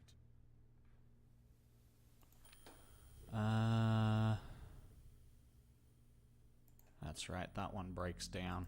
Looks like you might be able to break through.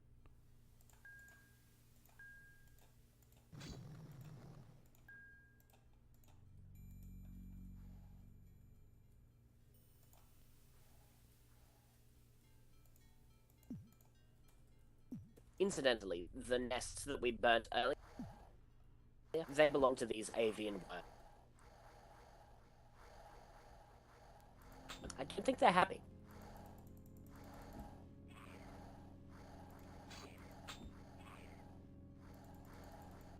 In fact, I think they're distinctly unhappy.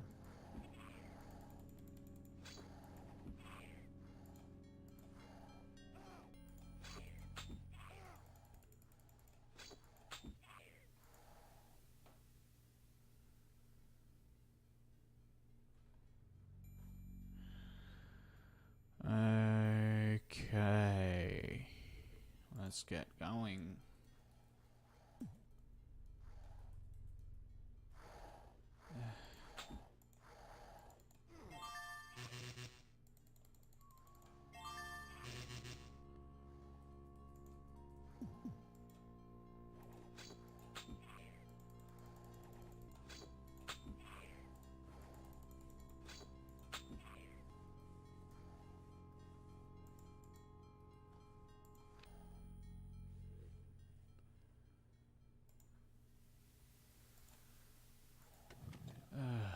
Okay.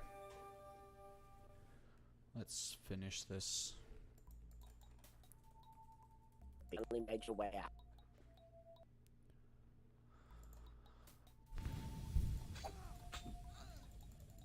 See, it's extremely easy to get turned around in these.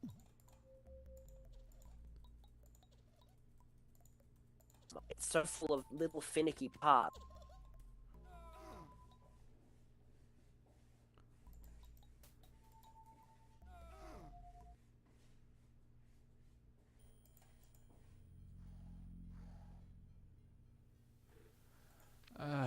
Okay. Where am I going? I'm going down. Down into level 4. The double locked door.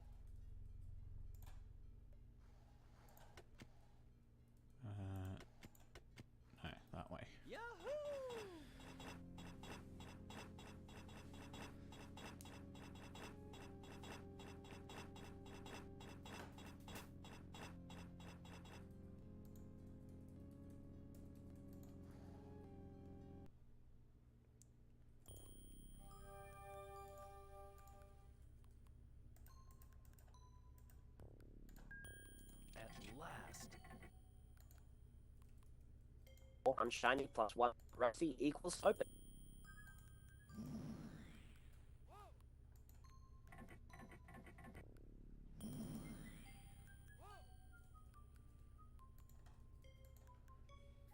Not keen to take Fireball to the... Thought you were lost. We've discovered a recipe for the elixir. We need the keys so that we may apply it to King Richard. I'll join you then. We'll need this key. Huzzah! We should leave. We're off to save good King Richard.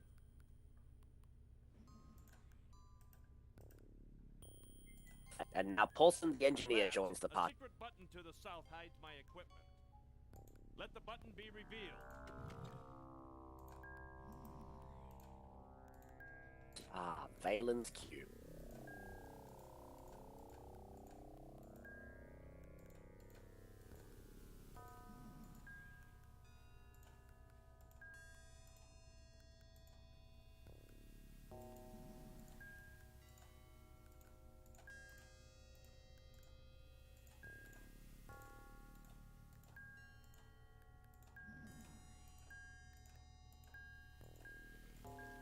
We can do much better than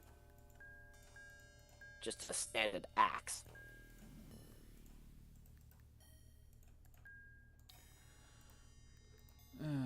Okay. Well, for one, the Great Wall is better. Okay.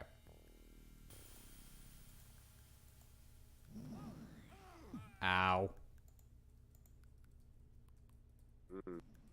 You just got that.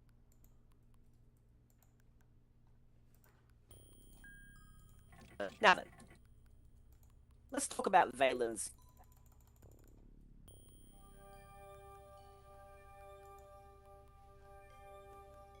Let's talk about Valen's Cube for a moment.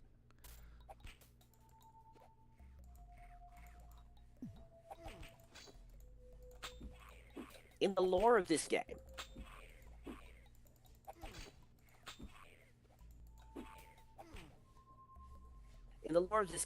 Valen was the founder, I suppose you could say, of the Urbish Mines, even though he didn't necessarily intend it. Valen was a person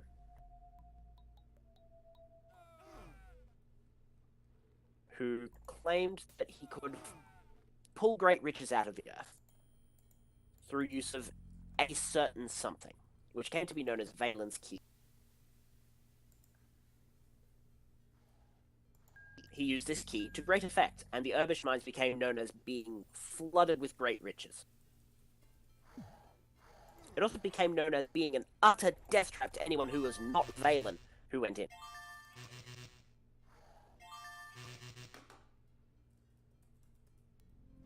Now, assumably, Valen's Cube is this key, though we have no direct confirmation of this.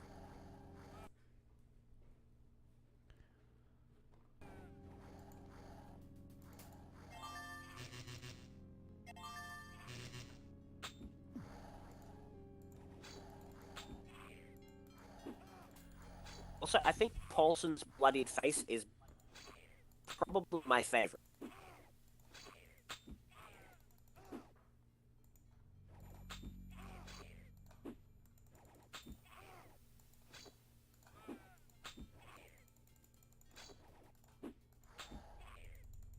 Just the bloodshot eye. The way the blood is on his face really does make him look like he's been through the war.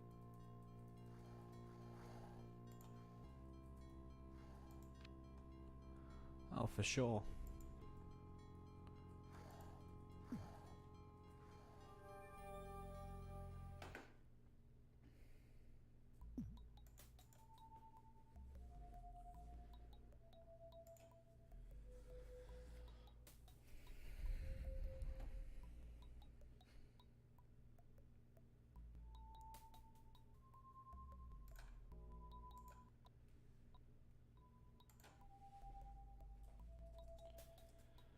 And with that, ladies and gentlemen, we will wrap up for this particular session.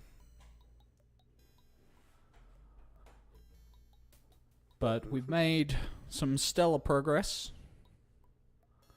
Yep. We'll probably play this next session when we next stream, which will, I guess, be... I don't know. Geyser and I will have a talk about that, and we'll update our schedule on our Twitch page when our next stream will be, and I'll upload...